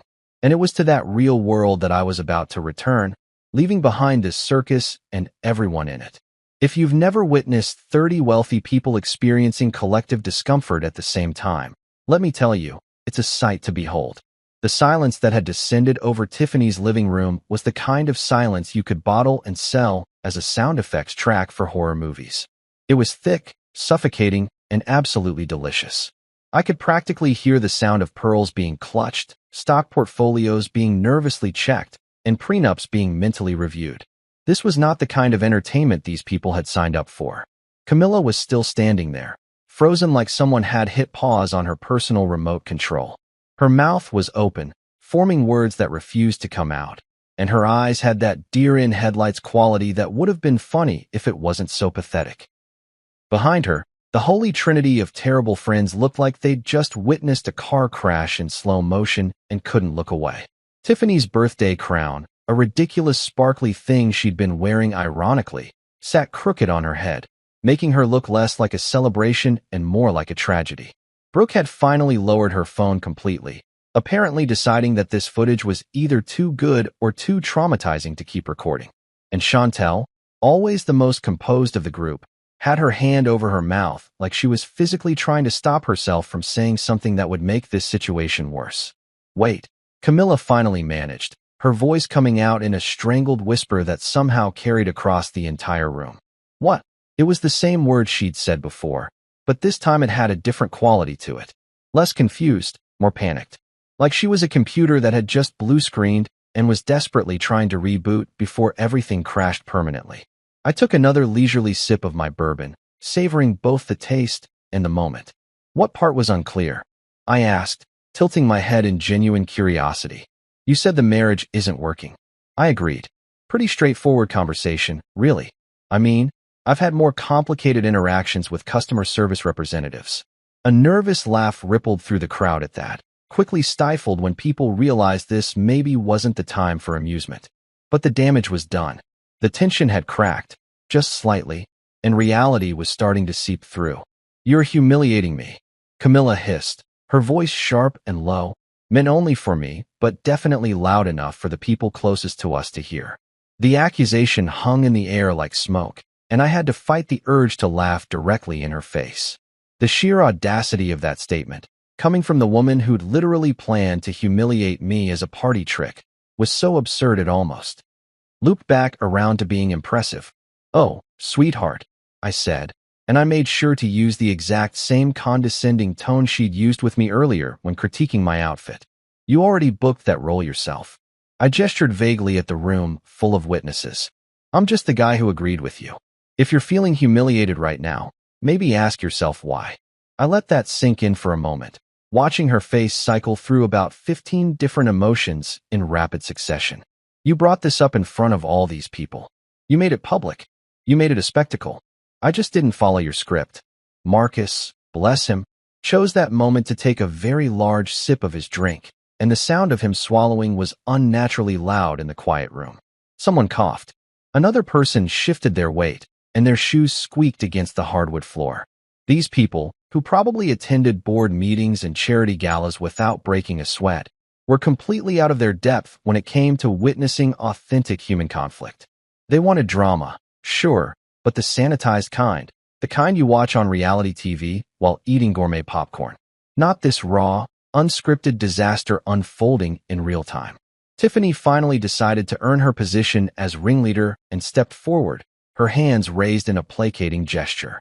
Okay, everyone, let's just take a breath here, she said in her best hostess voice, the one she probably used when guests got too drunk at her parties. I think there's been a misunderstanding. She looked between Camilla and me like a referee trying to break up a boxing match. Camilla, maybe you want to clarify what you meant. I would love to hear the clarification, I said cheerfully, turning to face my wife fully. Please, enlighten me. What did you mean when you said our marriage isn't working? Because I interpreted that as, our marriage isn't working, but apparently I'm not sophisticated enough to understand the nuances of high society communication. Camilla's eyes were starting to get that shiny quality that meant tears were incoming, and I could see her friends exchanging panicked glances. This was supposed to be fun for them, a harmless prank that would end with everyone laughing and me looking slightly foolish but ultimately fine. Instead, they'd created a genuine crisis, and none of them knew how to fix it because none of them had ever actually dealt with real consequences before in their entire privileged lives. She just wanted to see if you still care, Brooke blurted out, immediately looking like she regretted opening her mouth. But the words were out there now, floating in the air like a confession at a murder trial. The room somehow got even quieter, if that was possible. A woman in the corner was clutching her wine glass so hard I was genuinely worried it might shatter. I turned to look at Brooke, letting my expression shift into something resembling pity mixed with disbelief. She wanted to see if I still care. I repeated slowly, like I was testing out a foreign language. By publicly announcing she wants to end our marriage. In front of 30 people. At a party. I nodded thoughtfully. You know, That's actually fascinating. It's like emotional manipulation disguised as a social experiment. Very cutting edge. Very modern. Should probably be studied by psychologists. Don't be an asshole, Chantel snapped, finally finding her voice. Her composure had returned somewhat, and she was clearly trying to regain control of the situation. You know what she meant. It was supposed to be a joke. A joke, I said flatly. Right. Hey, everyone. I raised my voice and addressed the crowd directly. Quick question. How many of you thought this was funny? Show of hands. I looked around the room, making eye contact with various people. Not a single hand went up. In fact, most people suddenly became very interested in their shoes, their drinks, or the very fascinating ceiling tiles. Huh. Weird. Looks like the joke didn't land. A man I recognized as someone's husband, couldn't remember whose, cleared his throat nervously. Maybe we should all just, give them some privacy, he suggested weakly, but nobody moved. It was like watching a nature documentary where the prey is frozen, hoping the predator won't notice them if they stay perfectly still. These people had come for entertainment, and by God, they were going to see how this played out, even if it made them uncomfortable enough to need therapy afterwards. No, please stay, I said, waving my hand magnanimously. After all, Camilla made this a public conversation. Would be rude to exclude everyone now. I turned back to my wife, who looked like she was rapidly cycling through the 5 stages of grief and getting stuck on denial. So let me get this straight. You wanted to test my devotion to you by pretending to dump me in front of all your friends, and you expected me to what exactly? Beg? Cry? Profess my undying love while everyone recorded it for social media? Camilla started, but her voice cracked, and she had to stop. A single tear rolled down her cheek, ruining her carefully applied mascara. Part of me, a very small part that still remembered the woman I'd married 3 years ago, felt bad. But that part was quickly drowned out by the memory of her laughing with her friends about how pathetic I'd look when they executed their little plan. And I just wanted to see if gravity still works. I continued, my voice conversational. You know Newton's law? What goes up must come down. Well, congratulations, we both got our answers tonight. I raised my glass again in another mock toast. You wanted to see if I still care, and I wanted to see what would happen if I stopped playing along with your games. Turns out, the answer to both questions is pretty enlightening. Tyler or Trevor or Chad, the velvet suit guy who'd choked earlier, was now leaning against the wall like he needed physical support to process what he was witnessing. His champagne glass hung loosely in his hand, forgotten. Next to him, his date, a blonde woman in a dress that probably cost more than my car, was whispering something in his ear, but he just shook his head slowly, eyes fixed on the unfolding drama like it was a train wreck he couldn't look away from. You seriously expect us to believe you don't care at all? Tiffany asked, her birthday girl entitlement finally overriding her shock. You've been married for 3 years. You're just going to throw that away because of one misunderstanding. One misunderstanding. I repeated, letting the words roll around in my mouth like fine wine. Is that what we're calling premeditated emotional manipulation now? Good to know. I'll update my vocabulary. I set my empty glass down on the nearest surface with a decisive click. And you're right, 3 years is a long time. Long enough to realize when someone views you as a prop in their personal reality show rather than an actual human being with feelings. The room had divided into 2 clear camps now. People who thought I was being cruel, and people who were starting to realize that maybe, just maybe, I had a point. I could see it in their faces, the slow dawning comprehension that this situation was way more complicated than a simple misunderstanding. Marcus caught my eye and gave me the slightest nod, and I realized he'd figured it out. He knew this had been a setup, and he knew I'd somehow discovered it. Camilla was full-on crying now, tears streaming down her face, her hands shaking. Please, she said, and the word came out broken. Please, Daniel. I made a mistake. Can we just talk about this privately? The irony of her asking for privacy after deliberately making our relationship issues a public spectacle wasn't lost on me, or apparently, on several other people in the room, based on the skeptical looks being exchanged. Privately, I said, and I couldn't keep the bitter laugh out of my voice. Now you want privacy? After this whole performance? After you literally gathered an audience to witness what you thought would be my humiliation? I shook my head slowly. Nah, you wanted a show, remember? You wanted it to be iconic, wasn't that the word? Well, here's your encore. Watching Camilla's face turn various shades of red was like watching a time-lapse of a sunset, except instead of being beautiful, it was the visual representation of someone's ego imploding in real time. Her carefully constructed facade was cracking like cheap porcelain, and underneath it all was panic. Pure, unadulterated, designer label-wearing panic. She looked around at her friends desperately, silently begging them to do something, say something, fix this disaster they'd all created together like a group project gone horribly wrong. "You're humiliating me," she said again, louder this time, as if increasing the volume would somehow make the accusation more valid. Her voice had taken on a shrill quality that made several people wince.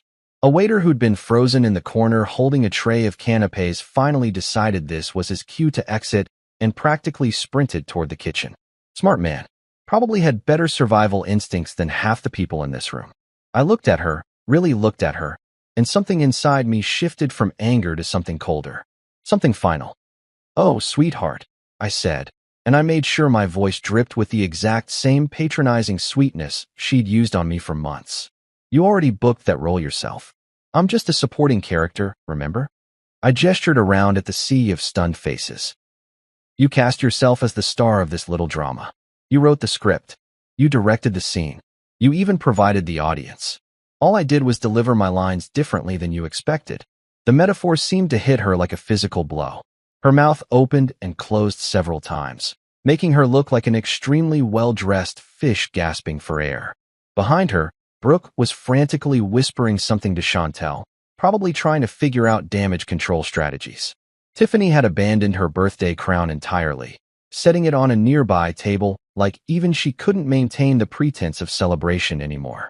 This party had officially become a wake for my marriage, except nobody had brought appropriate funeral attire. "This is insane," Camilla finally managed to say, her voice breaking on the last word.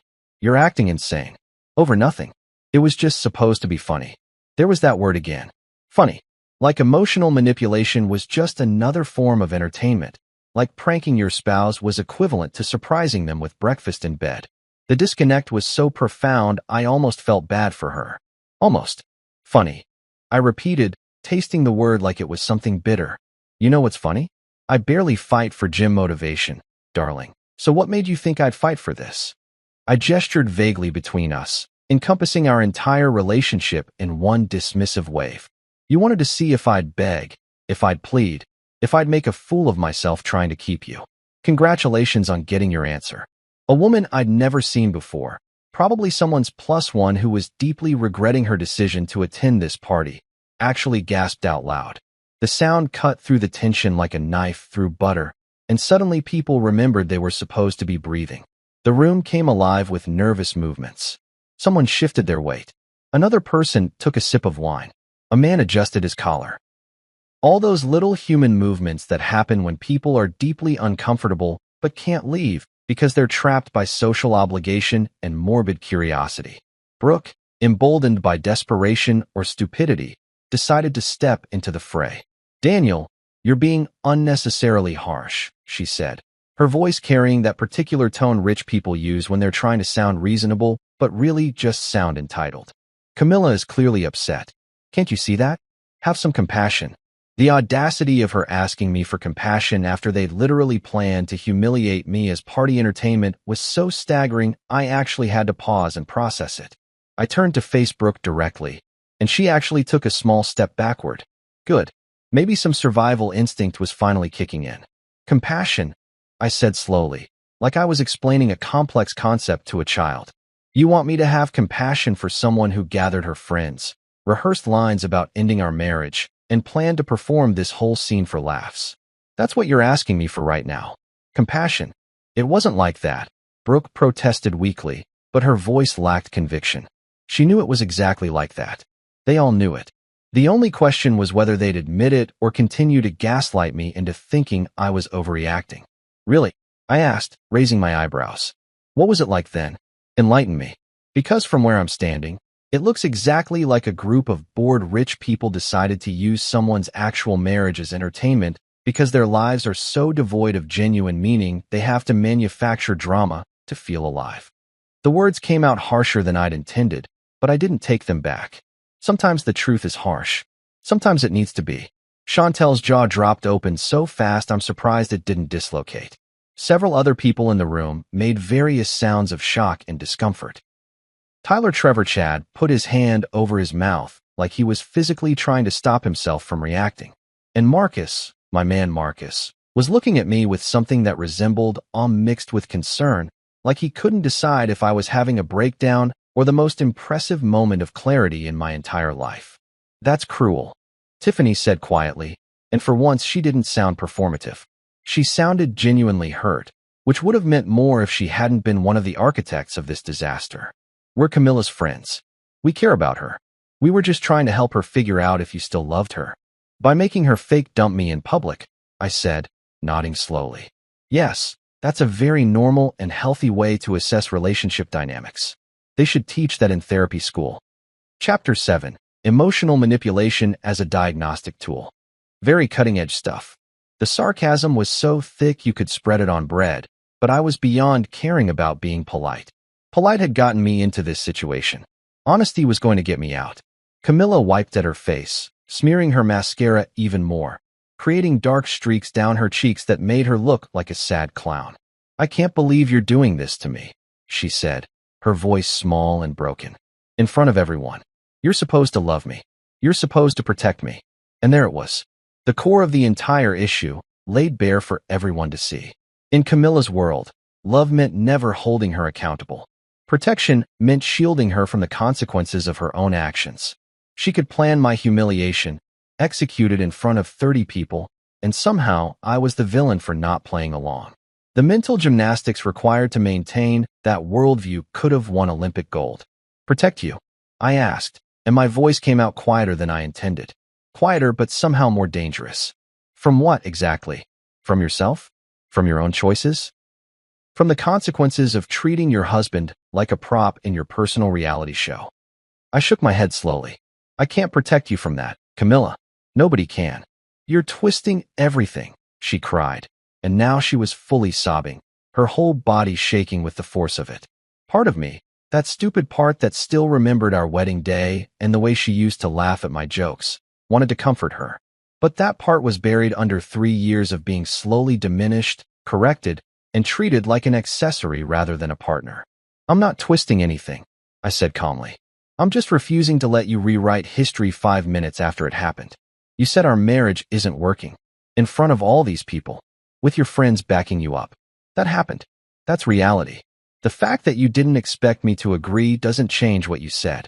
An older man I vaguely recognized, probably someone's father or uncle, cleared his throat. Son, he said, his voice carrying the weight of someone who'd seen a lot of life. Maybe you should think about what you're throwing away here. Marriage is about forgiveness. His tone was gentle, grandfatherly, and probably would have worked on someone who didn't know the full context of the situation. You're absolutely right, sir, I said, nodding respectfully. Marriage is about forgiveness. It's also about respect, trust, and not using your partner as entertainment for your friends. When those things disappear, forgiveness becomes a band-aid on a bullet wound. Looks nice, doesn't fix the problem. The old man frowned, clearly not expecting that response, but he didn't push further. Smart man. Knew when to retreat. More people in this room could have learned from his example. Camilla was looking around wildly now, searching for someone, anyone, who would support her version of events. Why is everyone just standing there? She demanded, her voice rising to a pitch that probably bothered dogs in a 3-block radius. He's being cruel. He's being heartless. Someone say something. But here's the thing about public spectacles. They cut both ways. When you make your private drama public, you don't get to control how people react to it. And judging by the uncomfortable faces around the room, people were starting to do the math and realize that maybe, just maybe, I wasn't the bad guy in this scenario. Maybe the woman who'd staged a fake breakup for attention was getting exactly what she'd asked for, just not in the way she'd wanted. What do you want them to say, Camilla? I asked, spreading my hands in a gesture of genuine curiosity. That I'm wrong? That you didn't plan this? That I should ignore what you said and pretend everything's fine? I laughed, but it was a hollow sound. That's not how reality works. You can't just reset the game when you don't like how it's going. I hate you, she whispered, but it came out loud enough for everyone to hear. I hate you so much right now. That's fair, I said, and I meant it. Hate's honest, at least. More honest than this whole setup was. I looked around the room one more time, at all these people who'd come for a birthday party and gotten front row seats to a marriage dissolution. But here's the thing about hate, Camilla. It requires energy. It requires caring. And I'm all out of both. The finality in my voice seemed to register with her on some level, because her face crumpled in a way that might have broken my heart if my heart hadn't already been shattered by her casual cruelty. But I was done. Done with the games, done with the manipulation, done with being treated like a supporting character in someone else's story. It was time for my exit. And unlike Camilla's carefully choreographed performance, mine was going to be real.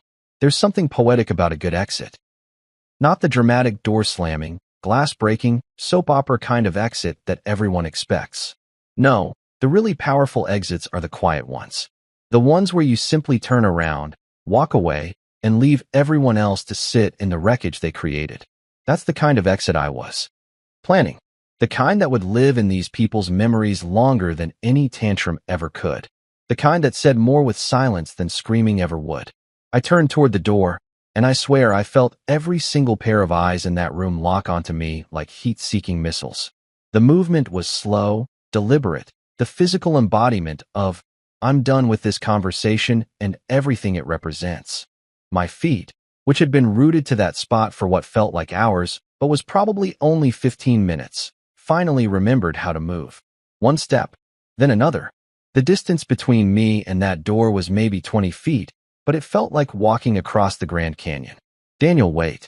Camilla's voice cracked through the silence like a whip, desperate and raw in a way I'd never heard before. Not when we'd fought about her spending habits. Not when I'd suggested maybe we should spend more time together and less time with her friends.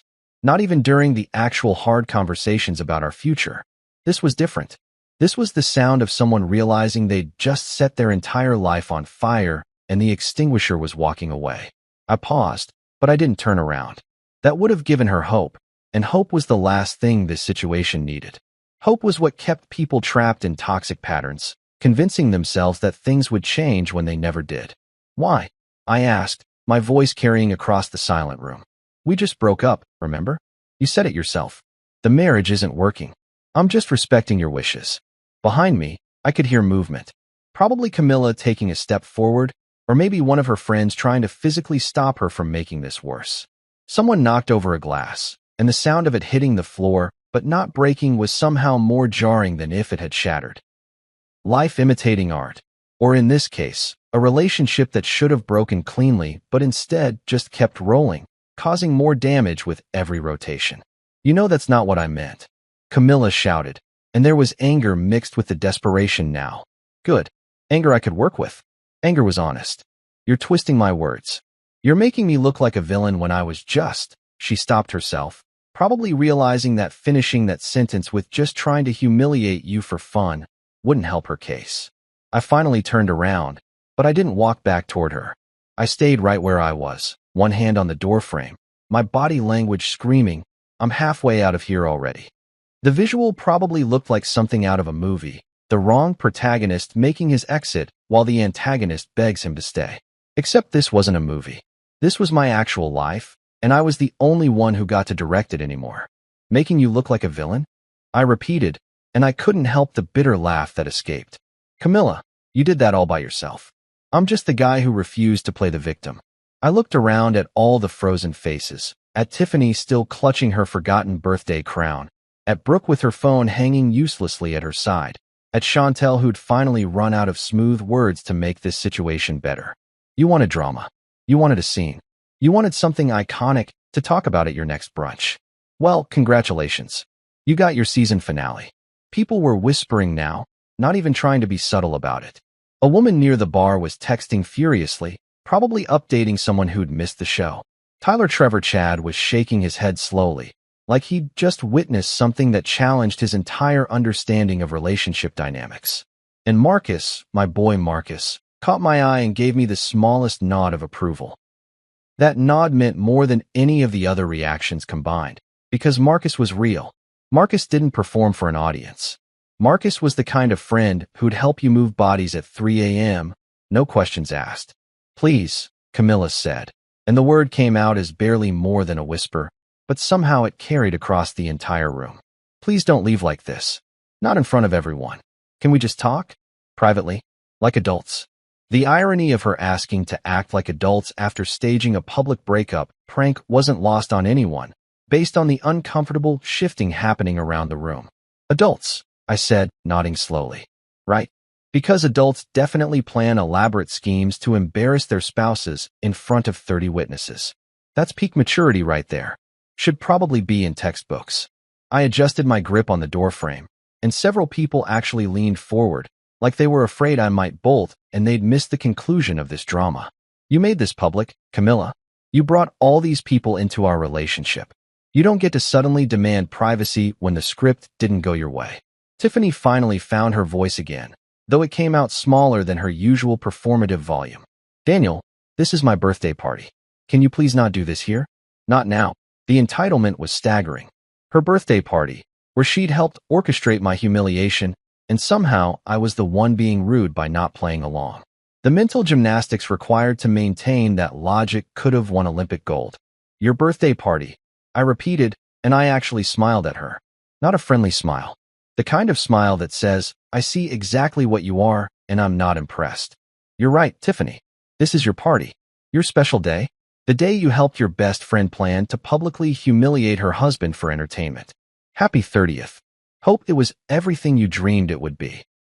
Her face went pale, then red, then pale again, cycling through colors like a malfunctioning traffic light. Brooke put a hand on her shoulder, probably offering comfort, but Tiffany shrugged it off. Even she was starting to realize that maybe, just maybe, they'd miscalculated. That maybe treating people like props in their social media reality show had consequences.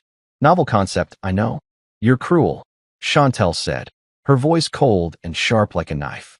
You're standing there acting like you're better than all of us. But look what you're doing to her. Look at Camilla. She's falling apart, and you don't even care. She gestured dramatically at my wife, who was indeed falling apart, mascara running, dress rumpled, the picture of distress. It would have been more effective if I hadn't known the whole thing was manufactured drama gone wrong. I don't care, I said, and the simple honesty of it seemed to hit harder than any elaborate speech could have. You're right, Chantel. I don't care. Not anymore. Not after tonight. Not after realizing that my wife and her friends view me as entertainment rather than a human being. You want me to care about her feelings? Where was the concern for mine when you were all in that guest room planning this? The silence that followed was different from all the previous silences. This one was heavy with realization, with understanding, with the slow, dawning comprehension that maybe they'd pushed someone too far, and now they were watching the consequences unfold in real time. Several people were nodding slightly, putting pieces together, probably running through the evening in their minds and seeing it from a different angle. This wasn't supposed to happen, Brooke said weakly, more to herself than anyone else. This was supposed to be fun, light, a joke. She looked around at the wreckage of the party, at the crying bride, at the guests who'd gone from excited to traumatized, at the birthday girl who looked like she wanted to sink into the floor. How did this go so wrong? You planned someone's humiliation and expected them to laugh about it, Marcus said, speaking up for the first time. His voice was calm, measured, but it cut through the room like a cleaver. That's how it went wrong. You thought you could play with someone's emotions as a party trick, and you didn't consider that maybe, just maybe, they wouldn't appreciate it. He looked at me and raised his glass in a subtle salute. Good for you, man. Seriously. Camilla's legs seemed to give out, and she sank onto the nearest couch, her head in her hands. The picture of devastation. The wronged woman. The misunderstood wife. Except we all knew better now. The curtain had been pulled back, and the wizard was just a person with a microphone and too much audacity. I can't believe this is happening, she said through her hands. I can't believe you're doing this to me. To you. I repeated, and the laugh that came out was genuinely amused. Even now, even after everything, it's about what I'm doing to you. Not about what you did. Not about the plan. Not about the casual cruelty. Just about poor Camilla, the victim of her husband's unreasonable reaction to being used as a prop. I shook my head slowly. That's the problem right there. That's always been the problem. I turned back toward the door, And this time I meant it. This time I was actually leaving. No more dramatic pauses. No more speeches. No more giving them chances to make this worse. Enjoy the rest of the party, everyone, I said over my shoulder. Sorry to be a buzzkill on your entertainment for the evening. Feel free to discuss this at your next brunch. I'm sure you'll have plenty to say. Daniel. Camilla screamed, actually screamed, like someone was physically harming her. You can't just walk out. You can't leave me like this. What am I supposed to do? I paused at the threshold, 1 foot already in the hallway. Freedom, so close I could taste it. Figure it out, I said simply. You're a strong, independent woman, right? That's what you're always telling people. So be that. Figure out your own life without using me as a security blanket you can publicly mock. And then, because I couldn't resist one final observation. Oh, and maybe get better friends. These ones are toxic. The door closed behind me with a soft click, and I didn't slam it. That was important. Slamming doors is what people do when they're still emotionally invested, when they still care enough to make noise. Quiet closing is what you do when you're genuinely done. When you've reached that place of such complete detachment that even the satisfaction of a dramatic exit isn't worth the energy. I woke up on Marcus's couch at approximately 6:47 a.m. to the sound of my phone vibrating so aggressively it was doing a little dance across his coffee table. The thing sounded like an angry bee trapped in a tin can, and for a moment, in that blissful space between sleep and consciousness, I forgot why I was on a couch that smelled faintly of expensive leather and cheaper beer. Then reality came flooding back like ice water to the face, and I remembered. I'd walked out on my wife at a party in front of 30 witnesses after she'd tried to fake dump me for entertainment purposes. Right. That happened. The phone was still buzzing. I reached for it with one hand while using the other to rub the sleep from my eyes. And when I looked at the screen, I had to blink several times to make sure I wasn't hallucinating. 43 notifications. 43. I'd been asleep for maybe 6 hours, and in that time, my phone had apparently become ground zero for an emotional breakdown transmitted via text message. Every single notification was from Camilla, and they were time-stamped in a way that told a very specific story about her journey through the 5 stages of grief, minus the acceptance part. The first text had come through at 11:34 p.m., roughly 20 minutes after I'd left the party. Daniel, where did you go? People are asking about you. Classic Camilla, worried about appearances first, actual problems second. What would people think if the husband just disappeared? How would she explain that to her friends? Never mind the whole fake breakup disaster. The real crisis was managing the optics. 11:47 p.m. This is ridiculous. You're being childish. Come back so we can talk like adults. Ah yes, because nothing says adult conversation like staging a public humiliation prank. The irony was so thick you could build a house with it. 12:03 a.m. I was joking. It was a joke. Why are you making such a big deal out of this? There it was, the classic abuser's defense. It was just a joke. Why can't you take a joke? You're too sensitive. Never mind that jokes are supposed to be funny for everyone involved, not just the person making them at someone else's expense. I sat up on the couch, my back protesting the awkward sleeping position, and kept scrolling. This was better than morning coffee for waking up. Every text was a little window into Camilla's mental state as the night had progressed, and I hadn't responded. It was like watching a real-time documentary about what happens when someone who's used to getting their way suddenly doesn't. 12:31 a.m. You're overreacting. Do you know how embarrassing this is for me? Everyone is asking where you went, and I don't know what to tell them. Notice how it was embarrassing for her, not for me, the person who was supposed to be the victim of her little prank. Notice how her concern was explaining my absence, not examining why I left in the first place. Self-awareness had left the building, and it wasn't coming back anytime soon. 1:15 a.m. I can't believe you just left me. At my best friend's birthday party. What kind of husband does that? The kind of husband who's tired of being treated like a prop. Camilla. That's what kind. But sure, let's focus on the social faux pas of leaving a party rather than the emotional manipulation that preceded it. 1:44 a.m. Fine. Don't answer. Be that way. I don't need you anyway. We'd reached the anger stage. This was always fun, watching someone try to convince themselves they don't need something while simultaneously texting them repeatedly. It's like watching someone say they're not hungry while eating an entire pizza. 2:18 a.m. You know what? You're right. This marriage isn't working. You're too sensitive, too boring, too ordinary. I deserve better than this. And there it was, the lashing out, trying to hurt me the way she felt hurt. Except the words bounced off like rubber bullets off a tank. When someone shows you who they really are, insults lose their power because you already know the truth. 2:47 a.m. I didn't mean that. I'm sorry. Please come home. We need to talk. Oh look, bargaining. Right on schedule. It's almost impressive how predictable people are when they're spiraling. You could set a watch by the stages of a narcissist's breakdown. 3:23 a.m. Daniel, seriously, where are you? Are you safe? I'm worried about you.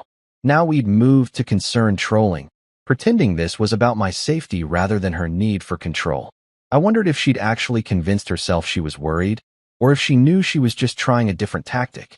Marcus emerged from his bedroom looking like he'd been awoken by the same buzzing sound, his hair sticking up at odd angles and his eyes still half closed. Dude, he mumbled, shuffling toward his kitchen. Is your phone having a seizure, or is that just my hangover making me hear things? He opened his fridge and pulled out orange juice, drinking directly from the carton like a true bachelor. Camilla's texting me, I said, still scrolling through the digital novel she'd written during the night. Apparently she has thoughts. Many, many thoughts. How many thoughts we talking? Marcus asked, now slightly more awake and definitely more interested. He came over and peered at my phone screen, letting out a low whistle when he saw the sheer number of messages. Jesus Christ, man. That's a dissertation. That's more words than my senior thesis. 4:01 a.m. You're cruel. You know that. You're a cruel person. I can't believe I married someone so heartless. We'd circled back to anger, apparently. The stages weren't linear. They were more like a drunk person wandering through a maze, hitting the same walls repeatedly. 4:33 a.m. Everyone thinks you're wrong. Tiffany said you were horrible. Brooke said you need therapy. Chantel said you're emotionally abusive. Yes, the appeal to authority. My wife's terrible friends, the same ones who'd helped her plan my humiliation, thought I was the bad guy. What a shocking development. I'm sure their opinions were totally objective and not at all influenced by their own involvement in the disaster. 5:12 a.m. Please. I made a mistake. Everyone makes mistakes. Why are you being so unforgiving? Because forgiveness requires change, Camilla.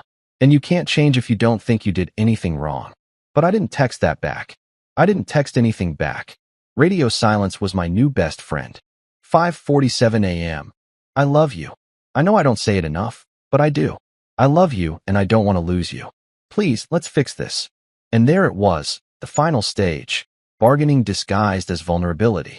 The I love you that comes out only when someone realizes they might actually face consequences for their actions. Love as a tool, love as manipulation, love as a get-out-of-jail-free card. 6:23 a.m. Just tell me you're okay. You don't have to come home. Just let me know you're alive. Back to concerned trolling, because when nothing else works, pretend this is about basic human decency rather than control. Marcus had settled into his armchair with his orange juice, watching me read through the messages like it was the most entertaining Netflix series he'd seen all year. So, he said, taking a long sip, what are you going to text back? He had that look on his face, the one that said he already knew the answer but wanted to hear me say it. I thought about it for exactly 3 seconds. Thought about all the ways I could respond. Could write a long explanation of why her behavior was unacceptable. Could match her energy and fire back angry texts. Could be mature and suggest counseling. Could write nothing and let the silence speak for itself. All of these were options, and all of them had their merits. But in the end, I went with simplicity. Sometimes the shortest responses cut the deepest, not because they're cruel, but because they're honest in a way that can't be argued with or twisted. I typed out one line, read it over twice to make sure it said exactly what I wanted it to say, and hit send before I could second-guess myself. Sorry, busy enjoying my freedom. 6 words. That's all it took. 6 words that said everything I needed to say. I'm not coming back. I'm not engaging with your drama. I'm not playing this game anymore. And most importantly, I'm doing better without you than I ever did with you. The beauty of it was in its simplicity, its finality, its complete lack of anger or emotion. It wasn't mean, it wasn't kind, it was just true. I hit send, and immediately set my phone to Do Not Disturb. Whatever Camilla sent back, and I knew there would be more, could wait. Or it could not wait. It could cease to exist in a digital void for all I cared. For the first time in years, maybe ever, her feelings were not my responsibility to manage. Her crisis was not mine to solve. Her breakdown was not mine to fix. And holy hell, did that feel good. Marcus started laughing. That genuine belly laugh that comes from witnessing something tragically perfect. Dude, he said, wiping his eyes, that's cold. That's like Arctic-level cold. I'm actually impressed. He raised his orange juice carton and a toast. To freedom, I guess? And to not putting up with toxic people just because you married them? To freedom, I agreed. And even though I didn't have a drink to toast with, the sentiment landed. I stood up, stretched out my back that was definitely going to make me pay for sleeping on a couch at my age, and looked around Marcus's apartment. It wasn't much, a typical bachelor pad with mismatched furniture and a distinct lack of decorative pillows, but it felt more like home than my actual home had in months. Because home isn't just a place, it's a feeling. And I hadn't felt at home in that expensive loft with my wife and her terrible friends in longer than I wanted to admit. My phone was still on the coffee table, face down, definitely vibrating with new messages that I had zero intention of reading. Let Camilla spiral. Let her friends try to piece together what happened. Let the entire social circle dissect my actions and judge me if they wanted. I'd learned something important last night. The opinion of people who would orchestrate your humiliation for entertainment wasn't worth the air it took to voice it. I walked to Marcus's window and looked out at the city waking up. The sun was just starting to paint the sky in shades of orange and pink, and somewhere out there, coffee shops were opening, people were starting their commutes, and life was happening like it always did. My marriage was over, or at least it was heading that direction fast, and weirdly, I felt lighter than I had in years. Like I'd been carrying around a weight I didn't realize was there until I finally set it down. So what's the plan? Marcus asked from behind me. You gonna get a lawyer? Find a new place? Key her car. That last one was clearly a joke, but his tone said he'd support me either way. I'm going to get coffee, I said, turning back to face him with the first genuine smile I'd felt in months. Really good coffee. The expensive kind Camilla always said was a waste of money. And then I'm going to figure out the rest of my life, one decision at a time, without anyone telling me my choices aren't good enough. I grabbed my jacket from where I'd thrown it last night. You want anything? Nah, man, I'm good, Marcus said, settling deeper into his chair. But hey, Daniel, for what it's worth, I think you did the right thing. Last night, this morning, all of it. That took balls. Thanks, I said, meaning it. And thanks for the couch. And for not asking too many questions. Anytime, he replied. That's what friends are for. Real friends. Not the kind who help orchestrate public humiliations. I left his apartment with my phone still on Do Not Disturb, my coffee fund intact, and my conscience clear. The morning after had turned into the morning of something new. And whatever came next, at least I'd be facing it as myself, not as someone's supporting character. Word spread through Camilla's social circle faster than a celebrity scandal on Twitter. Within a week, I'd become either a legend or a villain, depending on who you asked, and the friend group that had once been so tight-knit was fracturing like cheap glass under pressure. Marcus kept me updated on the gossip, partly because he found it hilarious and partly because he thought I deserved to know my exit had caused a social earthquake. Apparently, half the people at the party thought Camilla's stunt was distasteful at best and psychotic at worst. The other half were trying to defend her while simultaneously distancing themselves from the disaster. Nobody wanted to be associated with the mean girls who'd gotten called out in front of 30 witnesses. Brooke's boyfriend, a guy named Justin I'd met once or twice, actually tracked me down at a coffee shop. Man, he said, sliding into the seat across from me without invitation. The way you handled that? Legendary. Seriously, my girlfriend's been quiet for days. She keeps asking me if I'd walk out on her, and honestly, after seeing what you dealt with, I'm reconsidering some things. He bought me a coffee and left looking thoughtful, probably running through his own relationship in his head. Tiffany's birthday party had become infamous for all the wrong reasons. People weren't talking about the champagne tower or the expensive decorations. They were talking about the husband who called his wife's bluff and walked away without looking back. Some people respected it. Others thought I was cold. But everyone was talking about it, which meant Camilla's carefully curated image was crumbling. The best part? Camilla tried to explain it away as a social experiment to anyone who'd listen. Sure, and my bank account is a charity fund. But the story had already spread too far, and too many people knew the truth. Her friends started canceling brunch plans. Tiffany stopped posting pictures with her. Even Chantel, the most loyal of the group, was reportedly keeping her distance. Meanwhile, I was thriving in ways I hadn't expected. New apartment, new routine, new peace. I'd forgotten what it felt like to make decisions without someone correcting them, to exist without being someone's accessory. Camilla had done me a favor, really. She'd shown me exactly who she was, and I'd finally believed her. 3 months after the party that destroyed my marriage and Camilla's social standing, I was living a life I'd forgotten was possible. New apartment with windows that actually let in sunlight, new haircut that didn't require Camilla's approval, and most importantly, new peace that money genuinely couldn't buy. The kind of peace that comes from not walking on eggshells in your own life. Camilla sent one final email that I almost didn't open. I miss us. 2 words that would have wrecked me 6 months ago. Now they just made me tired. I replied with 3. I miss being right. Then I blocked her email address and went back to my coffee. The divorce papers came and went with surprisingly little drama. Turns out when you've already had your public meltdown at a birthday party, the legal stuff feels like a formality. She kept the apartment and the designer furniture. I kept my sanity and my self-respect. Fair trade, honestly. That's when I met Nora. She was a graphic designer who laughed at inappropriate times and had opinions about everything from politics to pizza toppings. Most importantly, she didn't need an audience to validate her existence. Our first date was coffee and a walk through the park, no performance, no pretense, just 2 people talking like humans instead of Instagram characters. When I told her the story about Camilla's fake breakup prank, she laughed so hard she snorted coffee. Wait, so basically she held a talent show for narcissists and lost? She said, wiping tears from her eyes. That's when I knew she got it. She understood that the whole situation wasn't just about a failed prank. It was about people treating relationships like content for their personal reality show. I learned 2 critical things from that entire disaster. Never waste energy arguing with people who are performing for applause. Their opinions aren't about you. They're about maintaining their audience. And second, the best revenge isn't plotting or scheming or getting even. It's building a life so good that your past becomes irrelevant. Camilla staged a breakup for entertainment. I gave her an ending she didn't rehearse, one where the supporting character walked off set and built his own show.